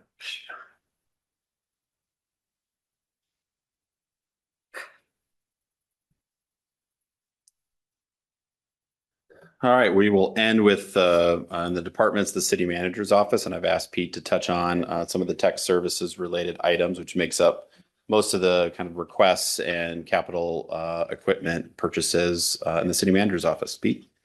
Thank you, Matt. Thank you, Mayor, Council. The city manager's office contains our tech services team. That is Dennis and James, who are our two primary hands-on keyboard supporting the overall security and performance of our network environment. And then also Corey, who handles GIS services. The funding to cover the costs is distributed across a number of sources for IT because our products and our services support a whole host of different things that are happening. You already heard about a couple tonight from both the parks team, where they were talking about moving their catalog system into the cloud, but also Matthew making the reference to probably a forced move we're going to need to make when Laserfish pushes us to go do a cloud service as well. As a result of a lot of our support across departments and this rapidly changing network environment, over the years, you've seen an increase in the professional services and the maintenance contracts that the IT budget is holding. Now, some of that was just for strategic purposes that we started making that shift. In general, when we stand up a new maintenance contract or a professional service that has an IT touch, in that initial year of bringing it on board, I'll use ComDev as an example. They just this past year launched CitizenServe to manage a lot of their permitting and other touches they have that are related to development. The initial cost for standing that up will live with that department, but then the annual recurring costs for maintenance and other fees will move to the IT budget. So that's just a strategic decision about how we track where these dollars go. But we also have seen a general increase in the number of online services. So we moved to a new agenda management system.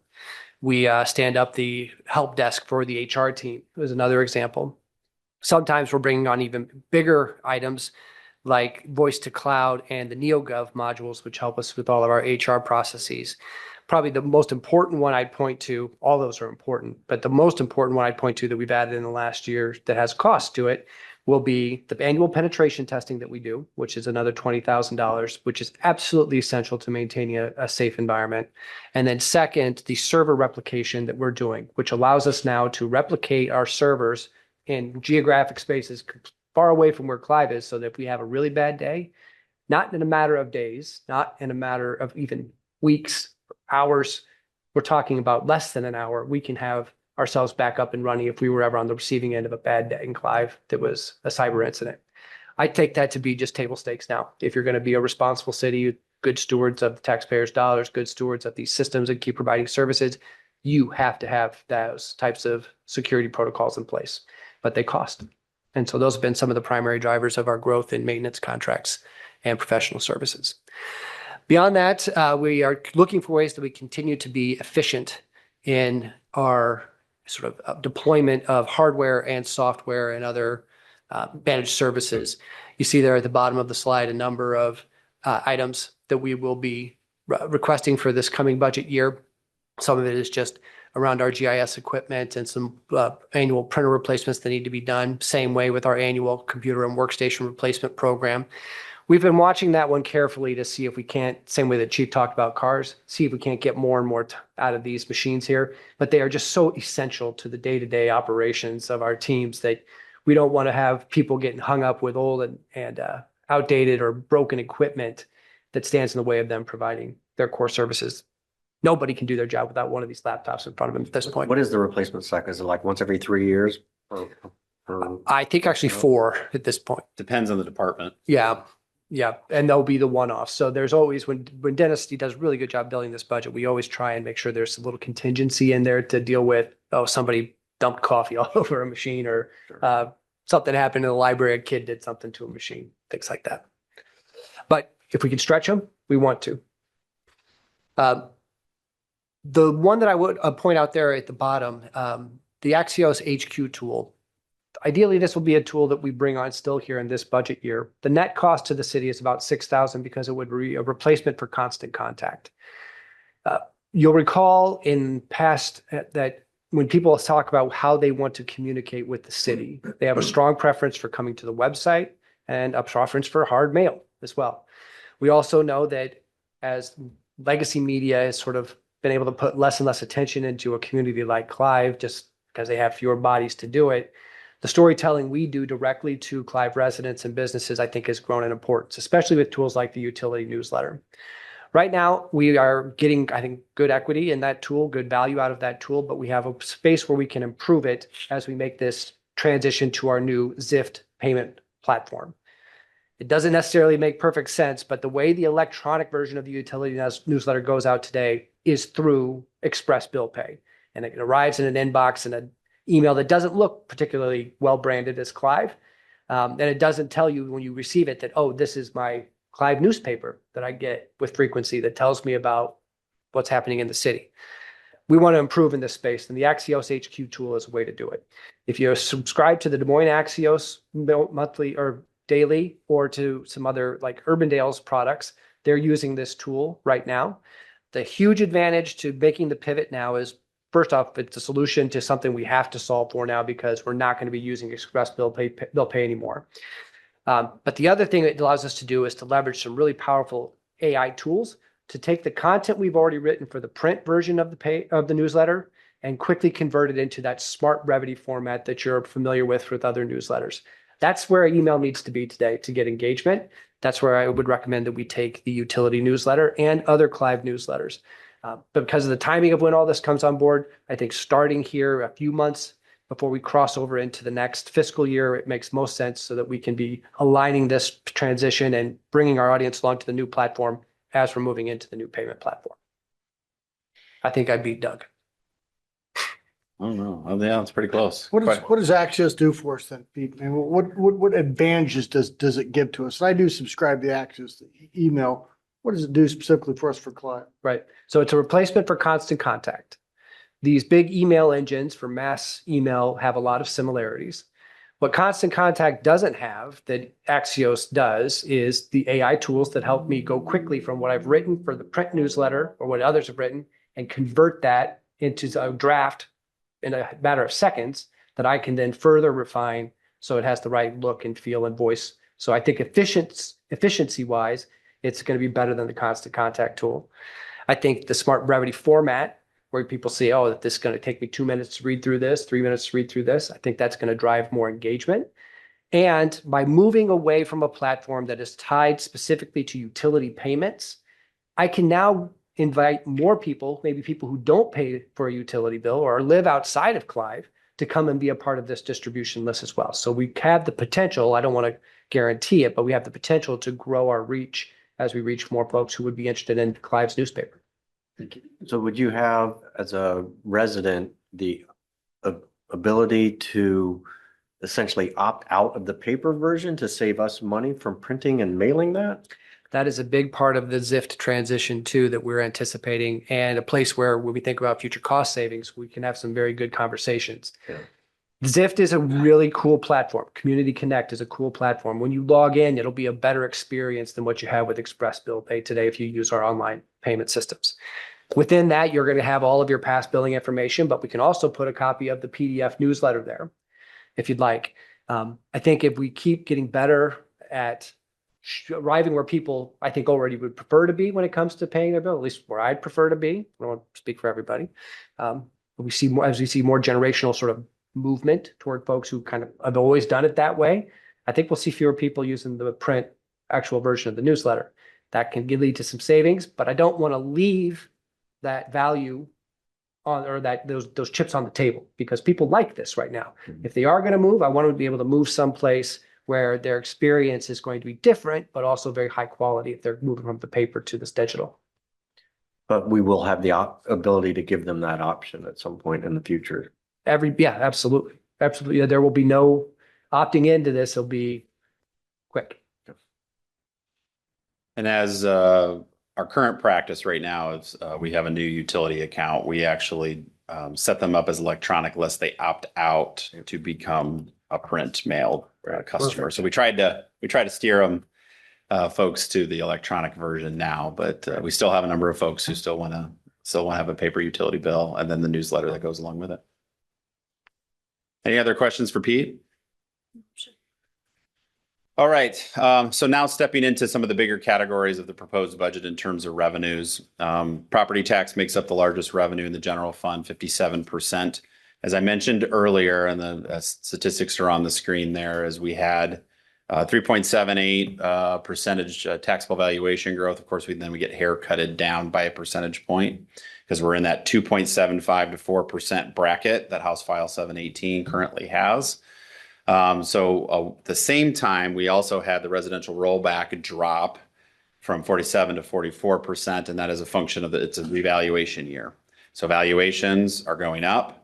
The rollback is doing what it's designed to do, is to limit the overall residential increase in residential taxable valuation by 3%. And so that is the adjustment factor, but that's applied statewide, calculated statewide. So you might have, we might have residential property owners that saw their property appreciate at a higher rate. They won't necessarily get trimmed down to 3%. It's a statewide average. So that's just something important to note. That generates about $400,000 of new revenue, new property tax revenue in the general fund.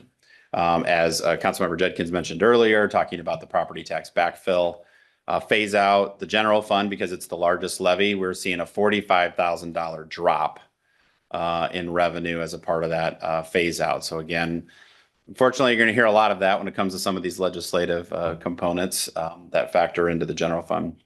Also, deposited within the general fund and then expended out of the general fund is our solid waste program, our partnership with Metro Waste Authority. A few years ago, council made the decision that we would make this a 100% pass-through function. We did have a small administrative fee, as you can see on the slide there, that we charged back in 21-22 as a way to smooth the annual. We didn't necessarily always have an annual increase, but because of the large jump that we had in that year 22-23 to when the recycling center came online, we wanted to try to mitigate the increase that year. If you, some of the council members may recall. But since then, it's 100% pass through. So the increase that we see in solid waste and recycling, it is we are recommending to adjust the rate by the exact same amount that we're getting from Metro Waste Authority. So what you see there is where their increases are, about roughly 2.7% for all Metro Waste entities. And we're recommending that we just pass that through and continue that practice. Now in the future, as a future consideration, is our staff is administering the billing with our customers, with our residential customers for that. So there is an expense that the city is bearing that we are foregoing at the moment, but that could always be brought back if that's something the council desired in the future. Local option sales tax, one important note here is we have a portion of the property tax relief component of local option sales tax that comes into the general fund to offset our costs related to Station 43, the agreement with Urbandale. As I mentioned earlier, it's roughly about $1 million. That portion is almost roughly getting covered by the 50% or half of the Dallas County lost collections. We will have some Polk County collections also coming in from the property tax relief portion, as those lost receipts have grown enough to be higher than our debt service payment on the public safety building. So we're hoping to, in the future, maybe increase that number a little bit, maybe get it closer to $1 million of what's coming into the general fund. Other general fund revenues that I wanted to note on the slide here, again, we talked about the development revenues and the community development, as Doug mentioned, in terms of where we are seeing some declines. Another one is interest income. So this was one post-COVID when inflation and interest rates went up substantially across the country. The city, as an entity that holds a lot of cash at any given time due to our reserves and capital projects, we saw the benefits from that in terms of pretty high interest income, and that is what drove a lot of the cash reserves that we have and that we're kind of managing down since that point. But we are getting to a point now where that is starting to decline as the federal funds rate is also going down at the same time. So as you can see, you go all the way back to 21, 22, it wasn't a large factor in terms of a revenue for us. We'll see. I don't see us necessarily going down to 0.73 that quickly, but there is the potential that this revenue could decline significantly over the next number of years, depending on what the Federal Reserve does. So again, just keep in mind, I know we have a lot of the legislative pieces that we talk about in terms of lost revenue, but it's also important to mention that there's other factors that are involved with our financial condition, and it's not just the legislative impacts. What we also are going to see in revenues too, because of some of the programming and having a really great year last year in the Aquatic Center, the highest attendance year that we've ever had. We are seeing some positive revenue growth that we're anticipating in aquatics and recreation programming, and that basically corresponds with what you'll see on the expense side. So there are a little bit of offsetting revenues to the expenses. Lastly, on revenues, in terms of stable revenues, hotel motel taxes have hovered around $1 million a year. We thought we might see a little bit more drop off in that with 2 of our hotels being converted to residential projects, but we really haven't. And that's been maintained roughly about $1 million a year. And then Chief Garcia talking about the ambulance fee revenues, we have seen a little bit of growth in that, but again, we're definitely monitoring the potential impacts from any GMT changes at the federal level. This is just a summary of kind of overall revenue increases of about $450,000, with that overall revenue about 2% and 2.7% in property tax revenue in the general fund. On the expense side, the biggest drivers of our expense in terms of the general fund is, of course, people, where 60 to 70% of our operating budget is supporting the folks that deliver the services to our residents every day.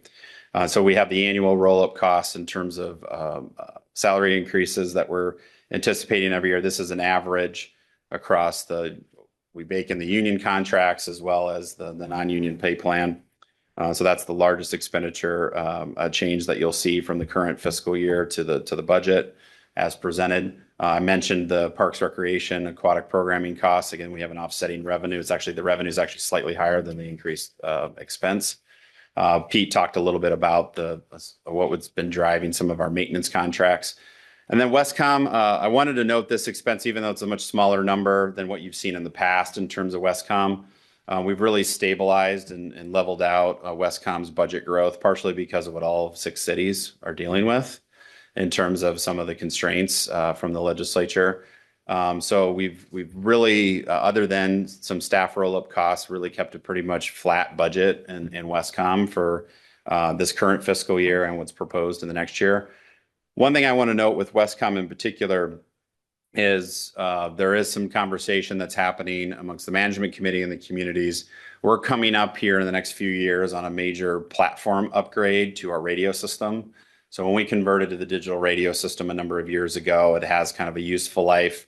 And then there's a point at which both us, the city of Des Moines, and the state, because we're all on the same radio system, the statewide IS6 system, have a platform upgrade that we're trying to do some negotiating with Motorola to see if we can take advantage of some economies of scale between the state, Des Moines, and us to try to see some pretty substantial savings. At the same point, the city of Des Moines, or city of West Des Moines, excuse me, because of their growth to the southwest, is also looking at the potential for another tower site for coverage purposes. Now, the way the Westcom 2080 agreement is set up, if a tower site needs to be added because of growth in one or two or multiple communities, the communities that benefit from that growth are the ones that pay for it. So we have the tower potential, we have the upgrade of the system potential. And what we're trying to do is seeing if we can make a deal and negotiate that all together as one package to bring all of our costs down. So there'd be a capital cost that would come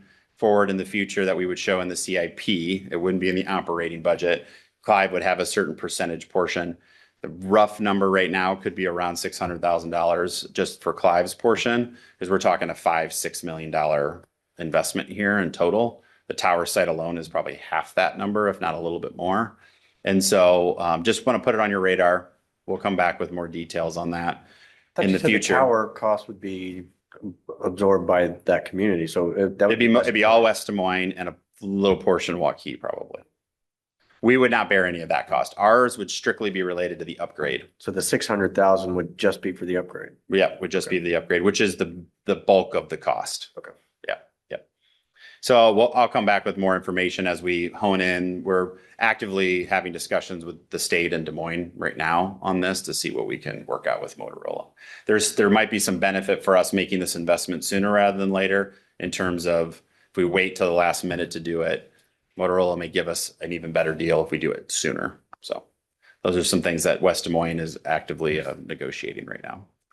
Some expenditure. I Yeah, do have go a ahead, question. Susan. Yeah. What would the proposal that's, I know that Polk County Sheriff is very concerned about, to allow only one dispatch per county, have on some of these plans? It's it would have a lot of major consequences. That is a new proposal that the particular senator who introduced it didn't really gauge any stakeholders before he introduced that bill. And I think we're trying to do a lot of educating on. It is not easy to unwind these systems with the level of technology and investment that these public safety answering points have made. Now, in concept or in principle, we think it's a good idea we just want to be careful about how the state mandates that kind of consolidation, because when you're talking with public safety dispatch, that is not something you want to do quickly nor fast, and unintentional consequences that can come as a result of that. So we're not real sure of what the impacts would be, because we've never conceived of something happening that fast. Now, I've heard in the discussions he's already considered pushing back the timeline because of those concerns to almost, I think, 5 years now versus 3 years, because of some of the information and feedback that he's getting from county sheriffs, but also Westcom, because we are a one of one in the entire state of Iowa, because we're the only PSAP that crosses county lines. There is no other place in the metro or in the state that has that situation. You do have some that are countywide, like Scott County, which is one dispatch system for the entire county, but it stays within the county line. We are in 4 counties because the city of West Des Moines is in 4 counties. A number of us are in 2 counties, and then you've got Norwalk and 100% Warren County and Waukee 100% Dallas County. So we're actively engaged in that discussion. In fact, West Des Moines and their lobbying team is helping us with some of that effort. So I don't know how that will play out, but I think bringing the conversation up to the state level, we welcome, because I think there's been, just amongst the 3 PSAPs in central Iowa, and then if you count Dallas County and Warren County, that's 5. There may be some opportunities, and Westcom is open to those conversations. The one thing that the line that we've drawn when we've talked about this is, just because Westcom is the unique one out of the group, with a lot of them other being counties, there is a double taxation issue that we're concerned about, right? Our residents are paying taxes for both a Polk County system and a Dallas County system, as well as Westcom through our budget.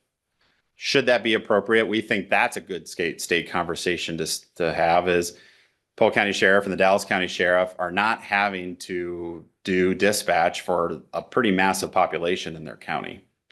But yet they're taxing through the general property county levy for the sheriff's office Some of that is double taxation. Should we at least address that first in the short term to open up the opportunity for consolidation in the long term? That would be our position on it, because the level of service that Westcom provides, I believe, is one of the highest in the state, because we made some smart decisions at the right time. We were one of the first to go to digital on the radio system. And because that infrastructure was done and so thoughtfully, the state said, we want to build the whole state system off of the infrastructure that Westcom built. So the main controller that we purchased initially, was what the state bought it from us to create the whole state system that you see today. So Westcom's been a leader in a lot of areas. And so we want to be cautious that we're not necessarily decreasing service being forced into consolidation. So no, that's a lot longer answer to your question, but I think there's a lot of pieces that we've been talking about as Westcom communities, particularly the 6 city managers of the Westcom communities here recently. In fact, we're having some active conversations on this right now. And it wasn't just because of the state legislation. There were some things before that we've been talking about in terms of this double taxation issue in particular. We brought it up to the governor's office. So there's been some active engagement there. Interesting. Mm-hmm. Yep. Very. We talked about again, the recommendation related to the West Side Station and our state and our fire and EMS collaborations. Also, I want to mention too, actively in these budgets, credit to the staff in terms of the departments going through their budgets this year. We really worked hard, particularly outside of the kind of the wage and salary line. When you look at the budget from 25, 26 to 26, 27, outside of the salary line, which has the general roll-ups, we actually saw a reduction in the overall amount if you add all those other line items together. And not just because of the recommendation for Station 22. Even if you take that out of it, we're about $180,000 less. So again, that was the tone that we set at the strategic planning at the beginning of the budget process, and that's played out in what you're seeing.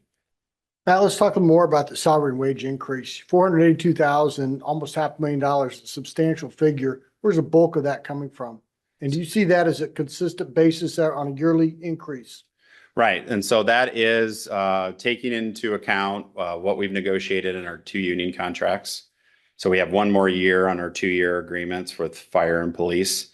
And that is a 4.7% pool for non-union. So that takes in combination of the CPI adjustment and a merit pool. So the CPI for this last fall was 3% in terms of we actually had to pick between September or December because the October CPI didn't exist because we had a federal shutdown that month. So we usually use the October CPI for the Midwest region.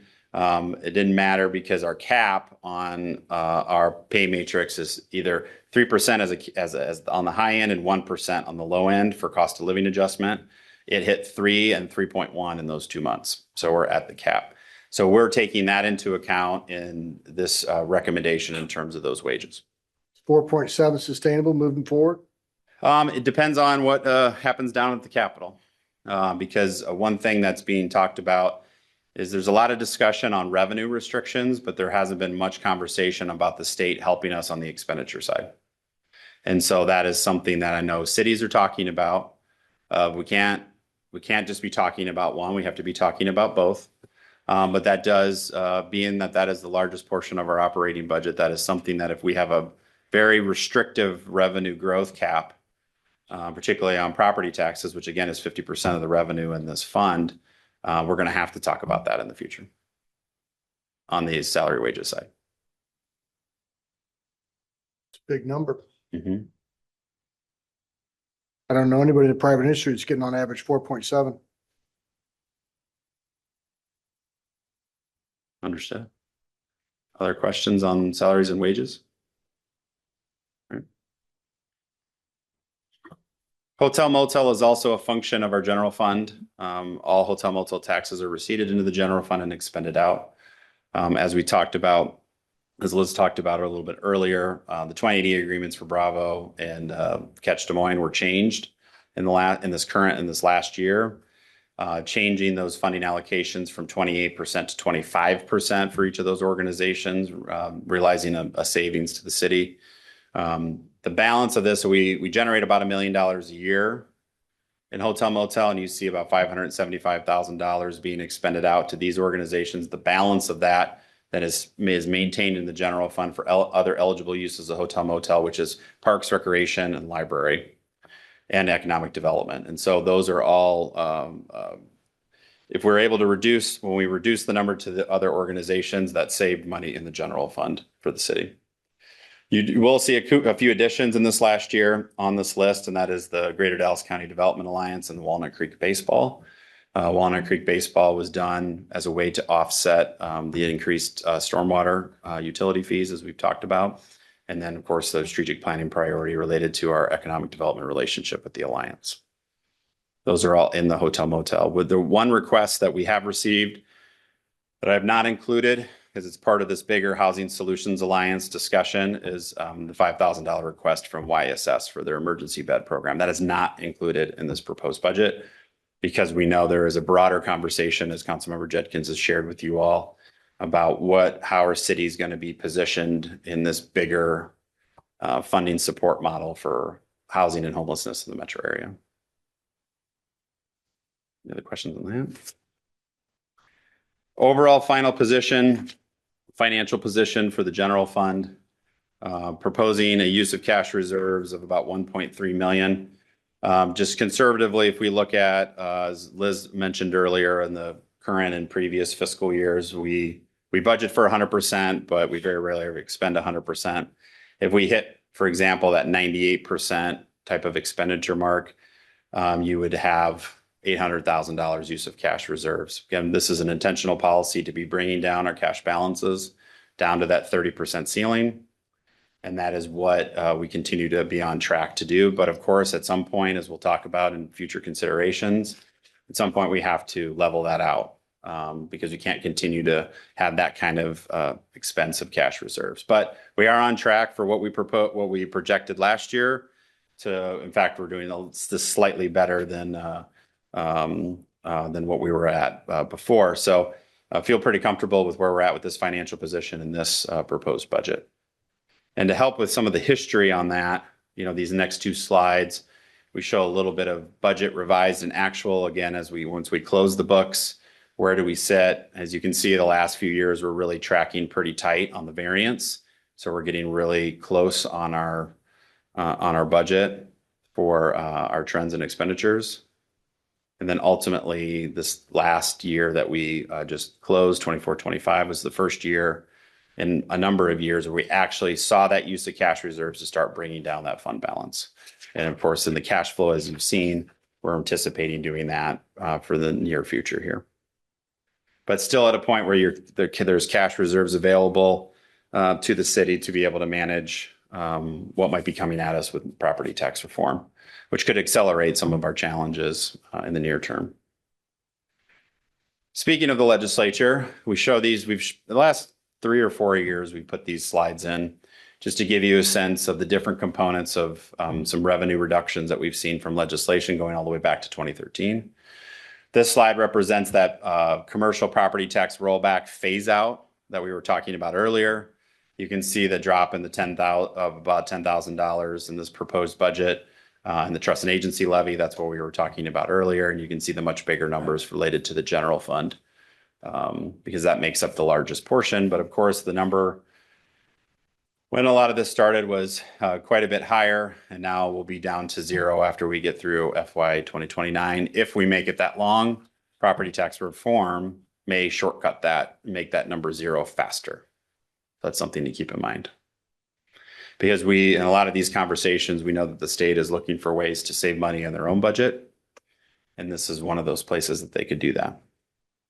Also, the business property tax backfill, the BPTC that you see there, that was a new thing implemented in 2022 where the first $150,000 of taxable valuation of a commercial business is taxed like a residence at a residential level. But the state created a backfill to make up revenue for that. I think we all know what the history is on backfills. They eventually go away, and that will be the case for that one as well. Some other pieces of legislation that have impacted us over the last few years. In 2023, that was when the year where the legislature actually changed the residential rollback figure in the middle of our budget process.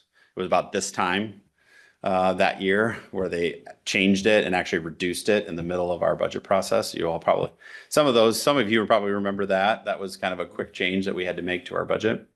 And then, of course, House File 718 is what we live under today in terms of the haircuts that we take off of taxable valuation. And some minor adjustments that were done in 2024. And we're hoping that the more work can be done to the taxpayer statement, as we'll talk about here in a minute.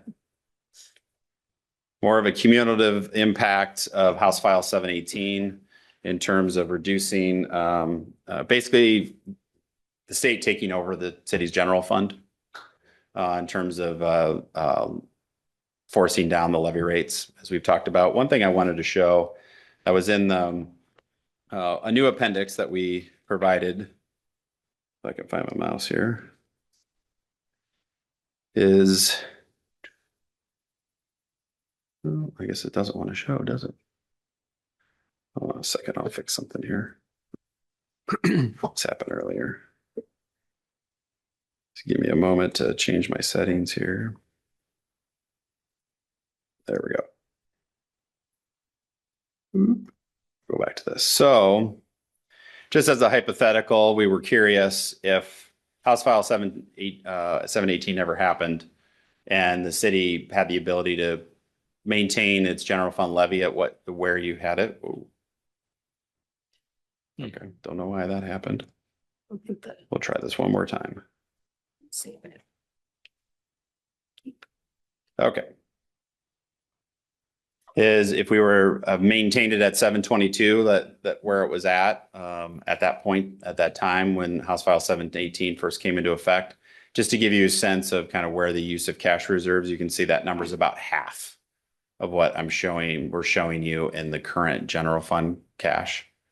So the state had about where we're at in terms of use of cash reserves and our structural deficit that we're managing, the state contributed about half of that number in terms of its impact to us. Now, of course, we could have made, the council may have made many different choices on these budgets if that wouldn't have happened, but we just wanted to show it as an example of if it would have stayed at 722 at that point in time. And to give you a reference back, so that under that, and that this is the current one that I'm proposing to you tonight.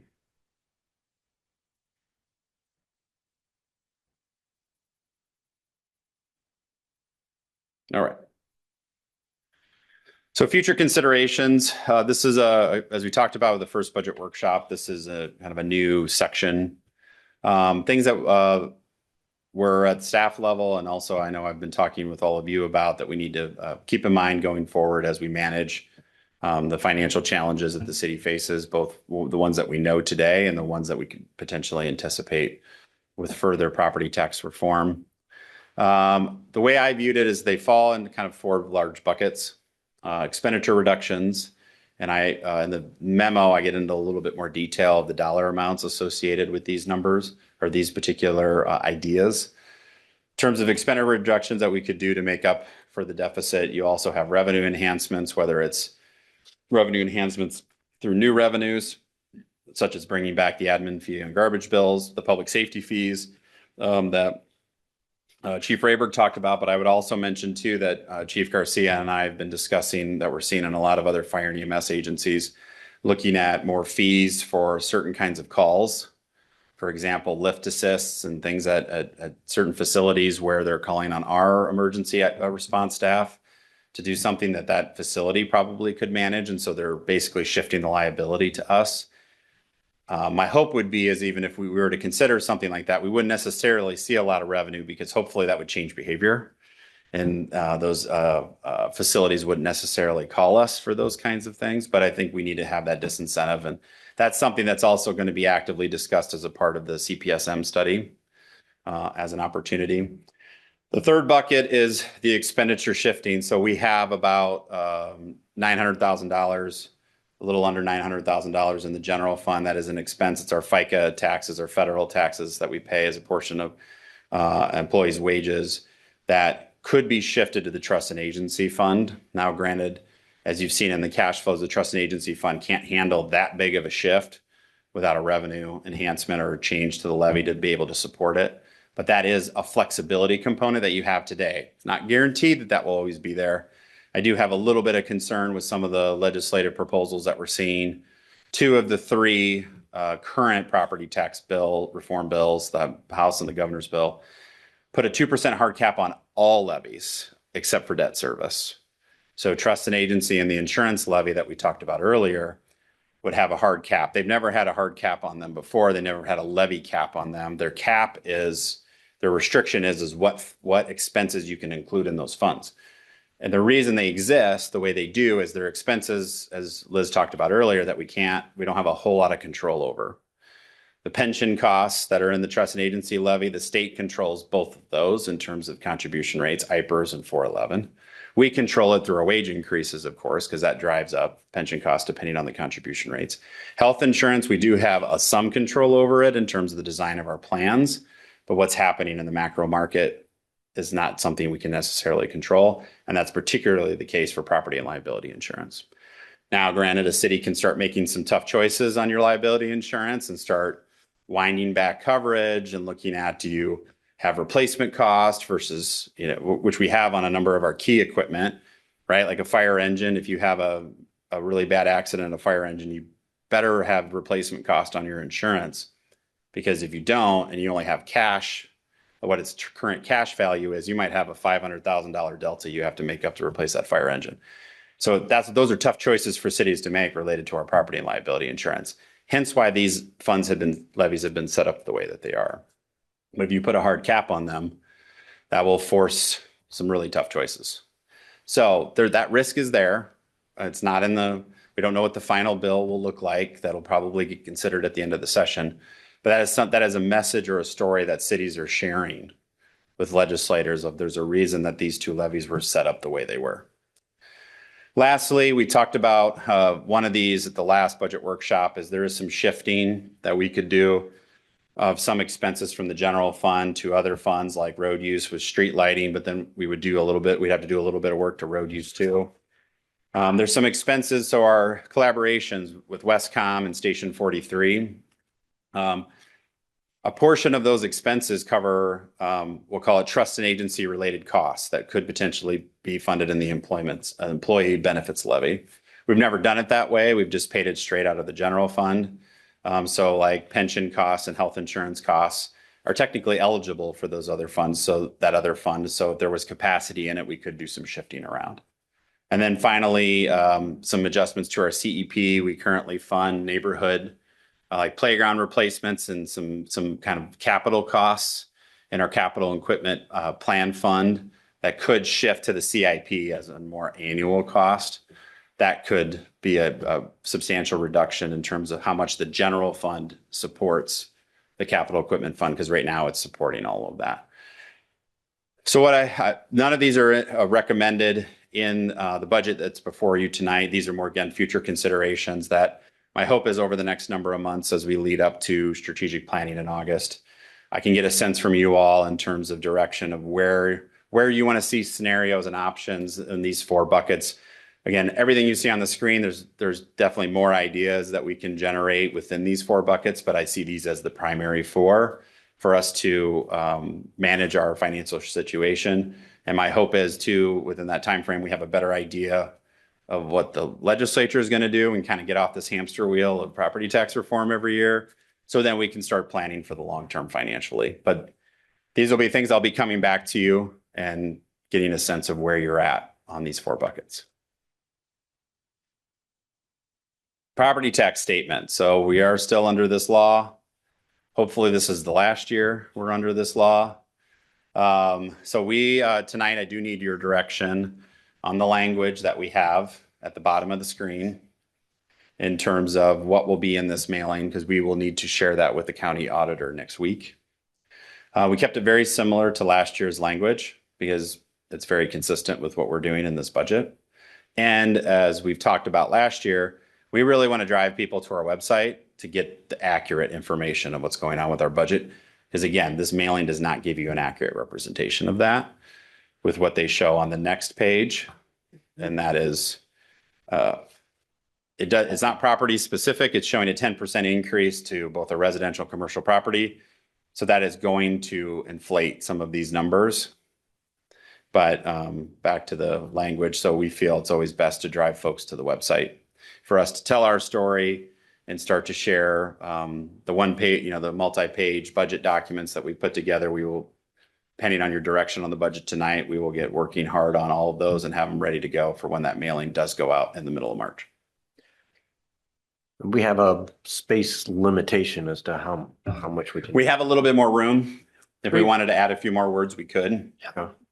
300 But- characters. Yeah, it's 300 characters. We're a little under on this, but we really couldn't think of what else we more would want to emphasize. I think it's good. I think it's very clear and And concise. it's clean and concise, yeah.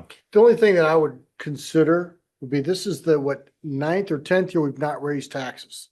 Refresh my memory on that. Well, I would say we haven't raised For the tax tax levy, for rate. tax levy. Yeah, the tax rate, yeah. The 'Cause- tax rate. Yeah, the tax rate. How many years? This will be your, oh, I can tell you. I'm thinking 10. So I have it right here. Say 10, maybe 9. It should be on your 9. It's either 9 or 10. This might be your 10. Might be your 10. I'll confirm that, but this I might would, be your I 10. would suggest that it might be a good reminder to folks that we've not changed that tax rate and Not raised it. have not raised We that. lowered it. Yeah, absolutely. Mhm. I don't see how it helps anything when everyone knows their bills have gone up. It just raises the question.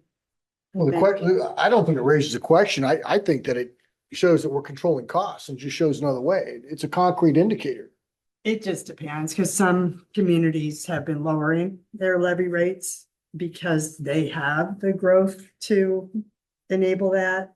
It's just a difference in communities. I just think it adds too much complexity in my. I think we can communicate that in other ways. This is very concise and clear. I think it's fine, personally. You're right, that the levy rate means something when you put it on a list.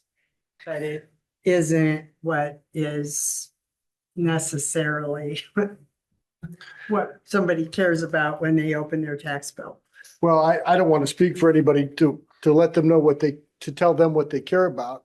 I'm suggesting it's a fact, and if we want to put it on, we can. If we don't, we don't, but it is a fact. And I think from the city's perspective, it's quite a plum in our cap that we've done that. And a lot of people do care about that. So one option that we've used in the past, the statement last year included that the property tax rate was going down because we had to drop it 22 cents. The year The year before we before. dropped it, Right. we mentioned we're keeping the tax rate at 992 after dropping it by 22 Right. cents the year before. Now, That was the language we took out. Yep. This one, so this is because it was 2 years ago. a document that gets mailed out that has got extremely limited reach. Where we have always made that point, Councilman, is in that multi-pager that we create. And then the documents then that are used, like at the state of the city address and much. And the what we utility stereo- newsletter where people And- are actually going to read that. I think that's a more effective use of that. It's Yep, my so opinion. it's not a, it is a, what word should we use for it? It's some sort of a ridiculous exercise, right? That we have to fit this into 300 characters, but it doesn't stand in the way of us doing exactly what you're talking about, which is talk about the discipline that this council has shown. I'm just saying, it does reflect the discipline that perhaps other cities have not exercised. But Is there anything on our site that we should flag, like property specific tools or? That was my question too. Will there be a property tax calculator again on here? So that, okay. Yep. You put in your own property and see. So you can get the actual Yeah. numbers. And we were one of the few that fake number. actually has that on. And so I cities that has wonder it on their about website. adding that as a parenthetical, find details at cityclap.com, including property specific data. Actually, we Yeah. could definitely. Or is there a big red box you put on the home screen that's click here?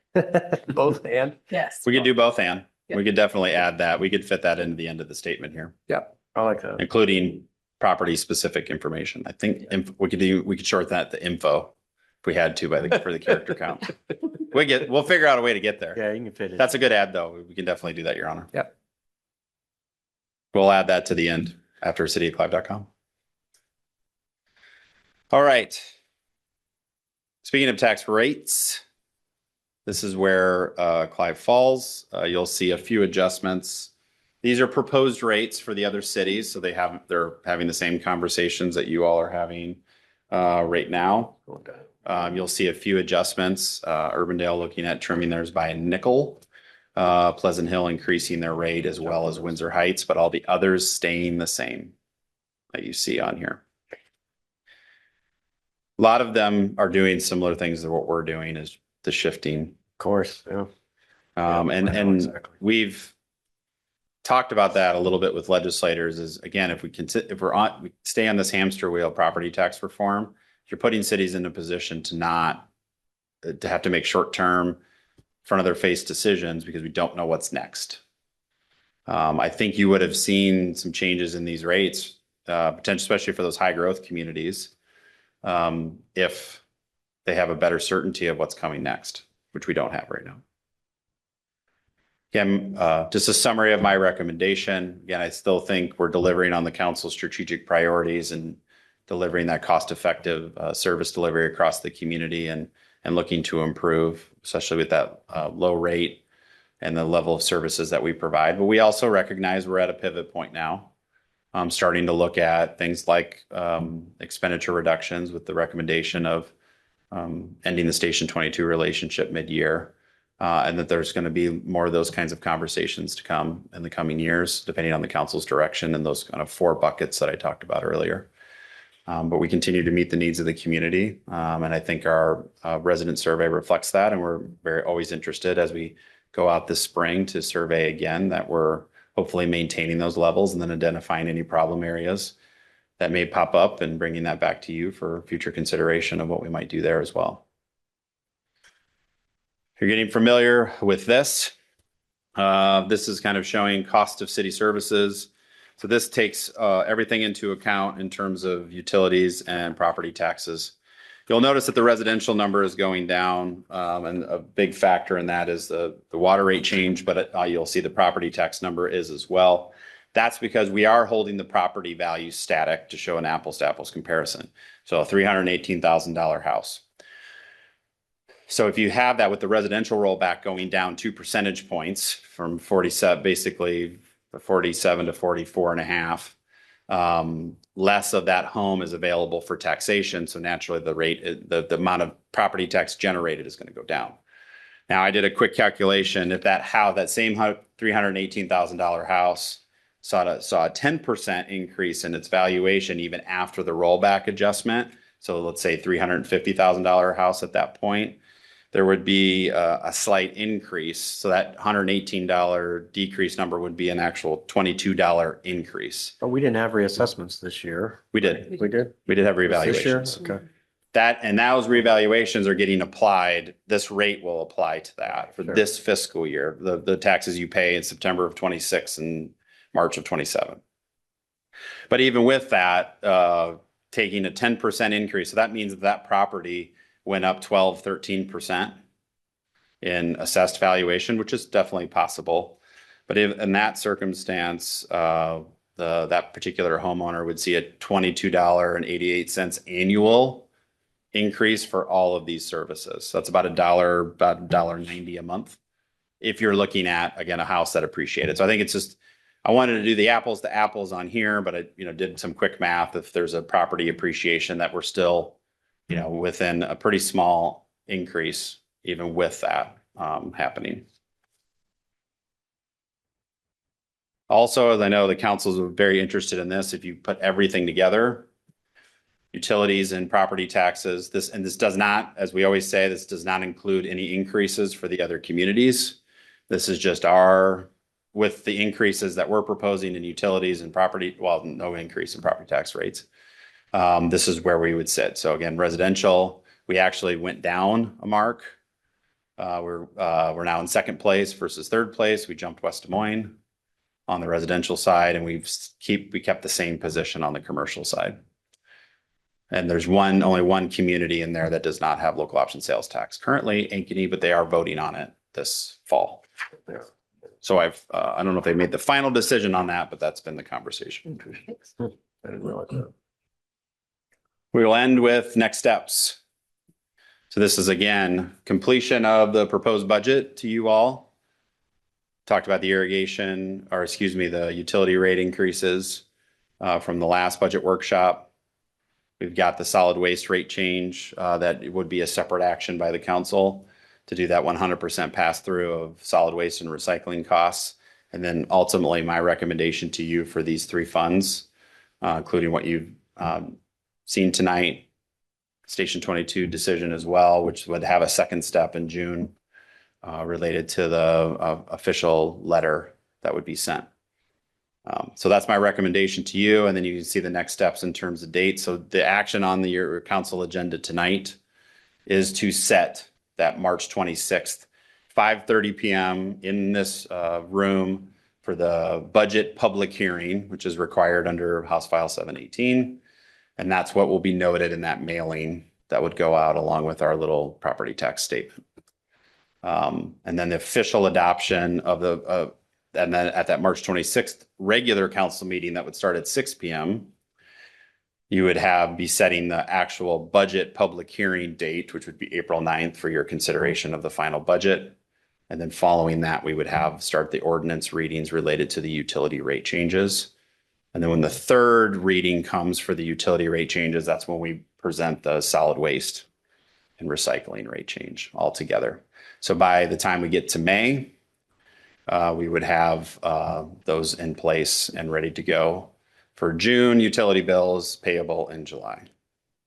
And of course, we've got some additional communication to do related to what we're proposing on the water side of things. So in terms of the fixed and variable rates, which of course, we're going to be focusing on those particular commercial customers that are on the larger meter size of doing some intentional specific communications to them. So that, Your Honor, I would welcome any questions, concerns, comments, and just looking for general support of this recommended budget. Any concerns with these proposals or not? If you're, oh, go ahead. I'm just gonna make a quick comment that, Go ahead. I think this is a really good budget. I think I want to commend staff for all their hard work and keeping expenditures down and doing what they need to do on their side of things. And, we've seen some tough budgets in the past and, this is a good one. I know we're going to have some challenging times ahead, but we've dealt with that in the past as well. So, I think we're well positioned. So I just want to commend staff for that. Thank you. It's definitely a team effort. This team behind me and a number of folks on their teams as well. So. Other comments? I think I saw nods from everyone that were supportive, so I think you're in good shape. The other comment I would make, you're talking about some of the cost recovery, credit card fees and admin fees and such. I don't have an objection to perhaps looking at that and maybe gathering information on what our neighboring communities have so we can have the data to look at. Mm-hmm. Other thoughts on that? More and more, you're seeing people charging an additional absolutely. 2.5%, Oh. whatever, if you use your credit card. So Yeah. I don't think that's out of Perfectly bounds. consistent with Absolutely. other communities. Related to that, we look at the cost of mailing as opposed to electronic payment. Right. Yeah. For sure. Mm-hmm. So I think it'd be good to have the data and then take a look at it. Yep. And at the next meeting, then we're going to kind of show you some 10-year projections. You'll see kind of what you see in the initial years of this cash flow in terms of projections and then showing that out further. It'll look similar to what you see tonight, but what we're going to be able to do and show you there some of the short-term initiatives and potential changes, how we can kind of turn those on and off in terms of scenarios that you might want to see as we talk over the next 5 months leading up to strategic planning of the different combinations of those 4 buckets that I talked about. This model will set us up for us to be able to kind of do that in real time, which I'm excited about. We'll be talking about that at the next meeting. Any further questions? What we need is a resolution setting the public hearing. I'll move to resolution setting the public hearing for what date? March 26th. March 26th at 5:30 p.m. Second. Motion second on the required hearing that we're going to have. Further discussion? Seeing none, will the council please vote and the clerk please post that vote.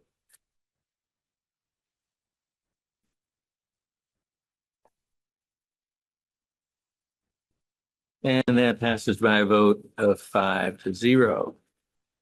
All right, we'll start with the reports. Down with you, Pete.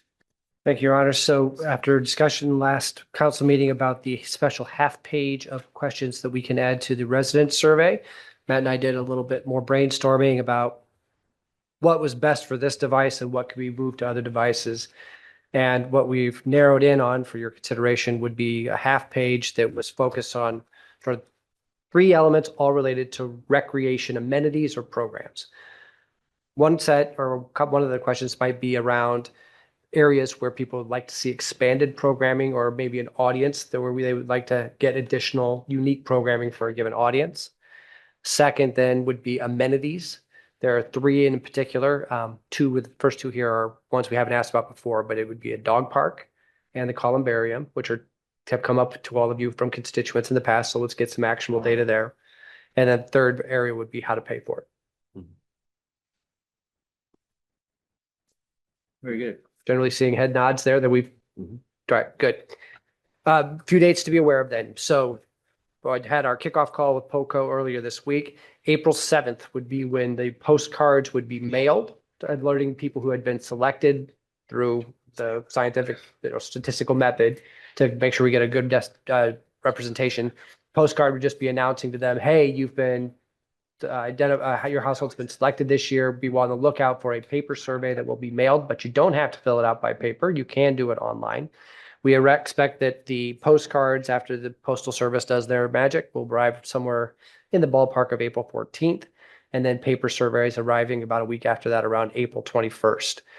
The open online portion of the survey for anybody, even if you weren't part of that initial distribution, where anybody could sign up or fill out the survey, would be May 14th. That would only be done online, and data collection would end June 2nd. Report would be to us at the end of June with a presentation to the council and discussion in July.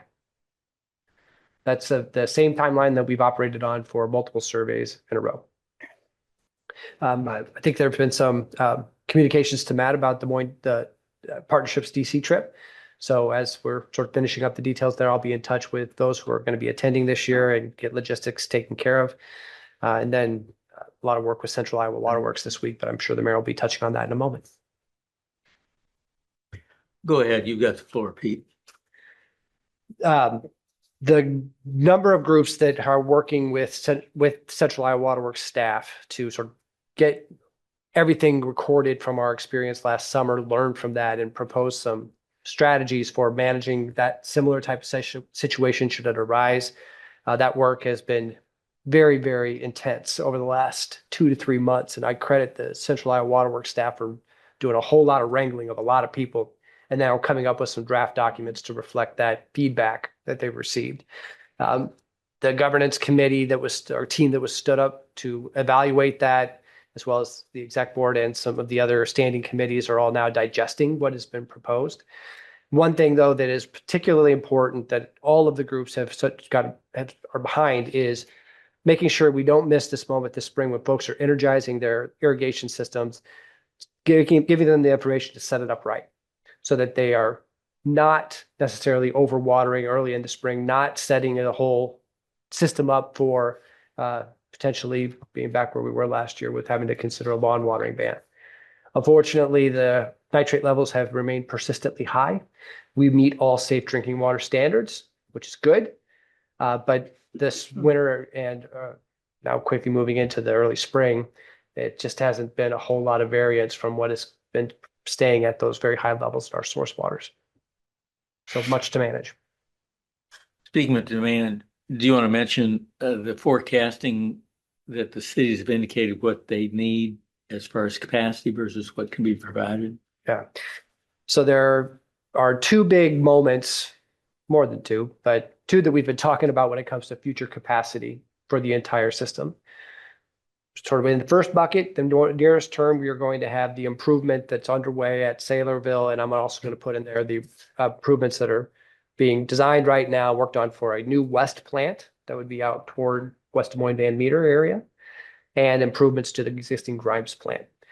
Those improvements collectively were bringing on in the neighborhood, I think I'm right, 15 MGD more or less. But when cities were asked about what their actual needs are going to be in the next 10, 20, 30, and 40 years, very quickly that on capacity that's coming on board was chewed up. So CIWW has been working with a consultant to come up with a preferred, fair, well-researched strategy for allocating that opportunity to buy purchase capacity. As those groups have, and the executive team, the board have been looking at the options, two sort of have risen to the top, both of which really put Clive in an advantageous position. One would be initially to let every community that is working in its buffer capacity, so that top 15% of your total purchase capacity, if you're already bumping up into that through your peak demand days or otherwise, the priority would be to allow you to fill up your buffer capacity where it needs to be. That would be a position Clive is in. The next proposal would operate in a somewhat of a similar way with some other caveats, but one way or another, Clive is still in a position where we would be able to get the roughly 0.4 to 0.6 additional MGD that we would need to help meet what we project to be much of our capacity need moving forward. However, there's not the only way to get water, right? You can get water by building more capacity, but you can also get water by using what you have today more efficiently. And so our strategy long-term is to get much better at using those gallons well, partnering with our residents and businesses to help them make good water decisions, smart water decisions, while still getting the results they want in their house and also in their yard. Those sort of education projects and those collaboration projects are going to take some time, but I'm very excited about the initial research we're seeing that we've done with help from CIWW on demand side management and helping people water smarter than they do today. Thanks, Pete. Any question for Pete? Sadie? No report tonight, Your Honor. Ted? Well, I know we've all been here a long time, but I've got a few things tonight. So Metro Waste, the East landfill has been able to add some space, both above and below ground. And that has actually now doubled the life of the landfill, out to 2085. And there's going to be even room to grow that at some point. So bottom line is the landfill's in very good, a very good place. And obviously McCoy's doing a really nice job there. That's the East landfill. Then Metro Park West, which is the west landfill that serves Dallas County.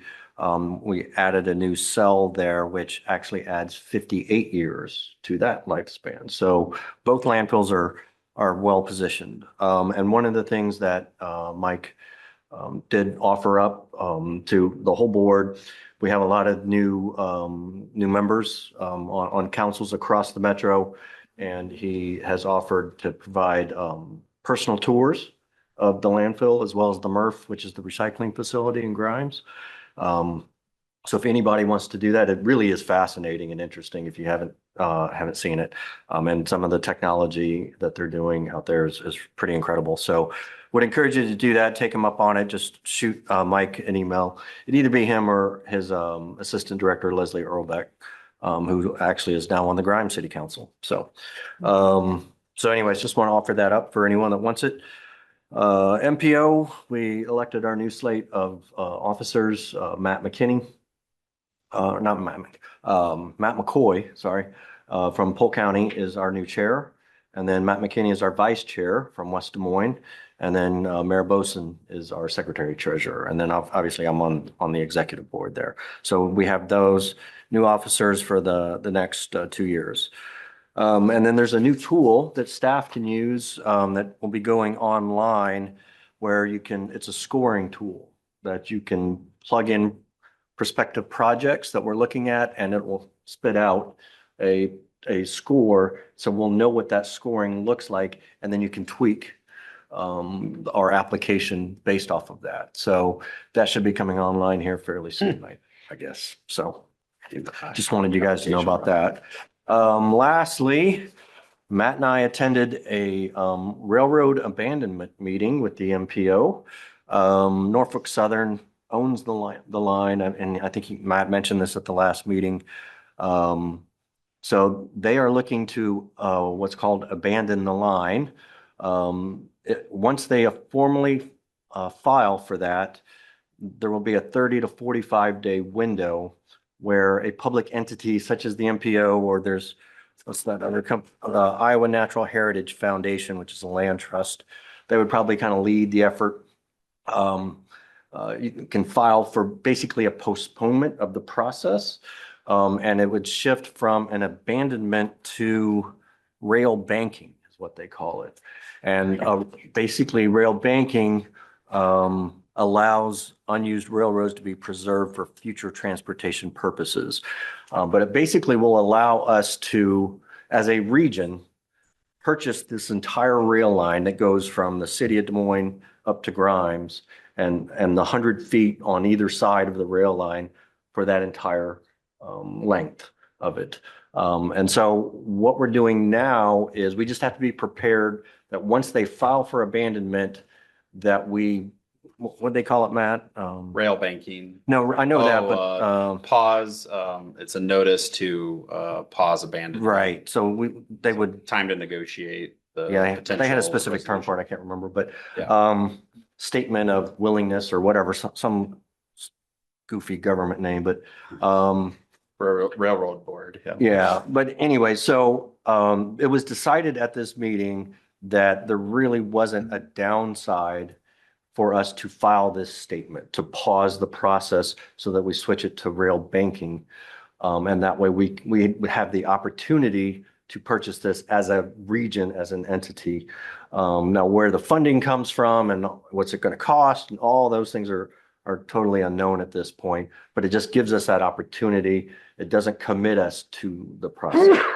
So did I miss anything, Matt? No, yeah, you've hit on pretty much all of it. It gives us then that window, which could be upwards of a year to 18 months, depending on if the Yeah. railroad's willing to negotiate that long, to really sort out all those details. And then at the same point, the region can sort out what's the best approach. One owner, multiple owners, what the planning is, or what's the end goals of the corridor. Is it just, rails to trails? Is there other opportunities?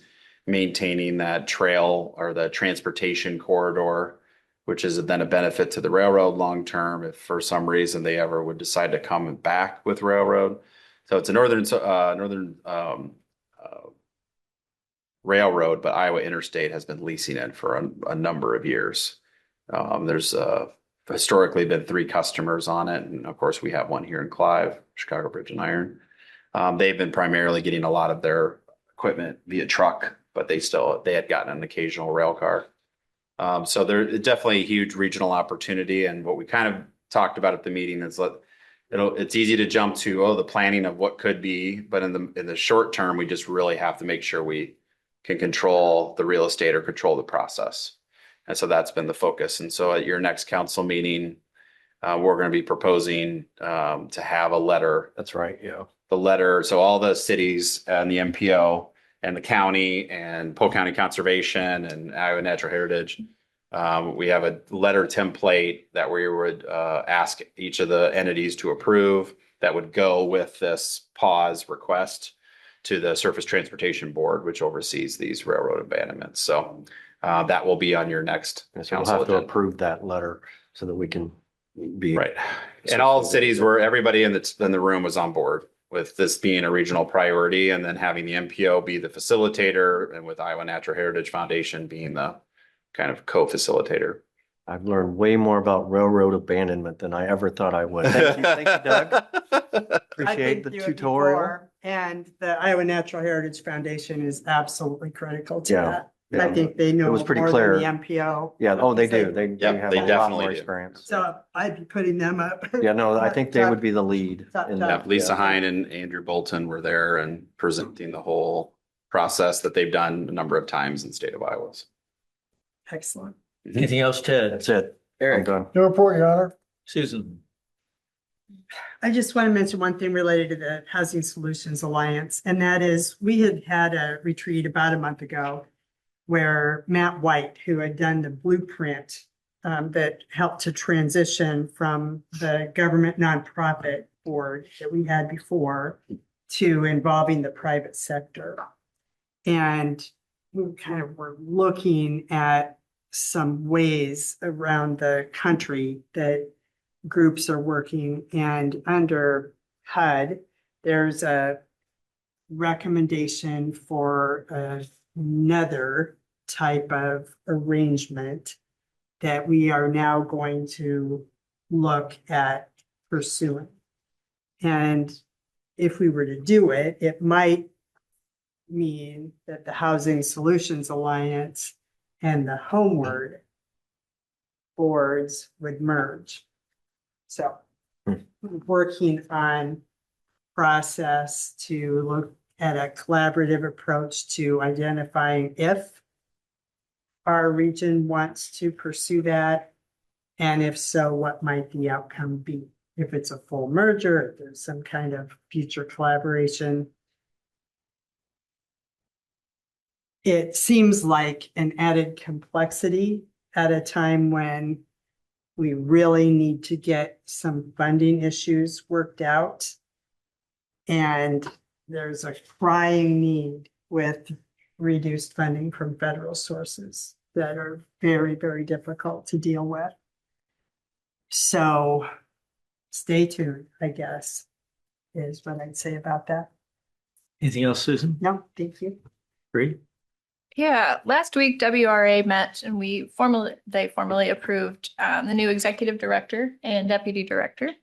So the new executive director, I believe, is Patrick Bean, and deputy director is James Beck. So executive committee had never done the process before of selecting a director and said it went very well, all things considered. Where did he come from? I believe Des Moines Public Works. Oh, That's okay. correct. He was the sort of the lead on a lot of water resources related projects for the Des Moines Public Works. Okay.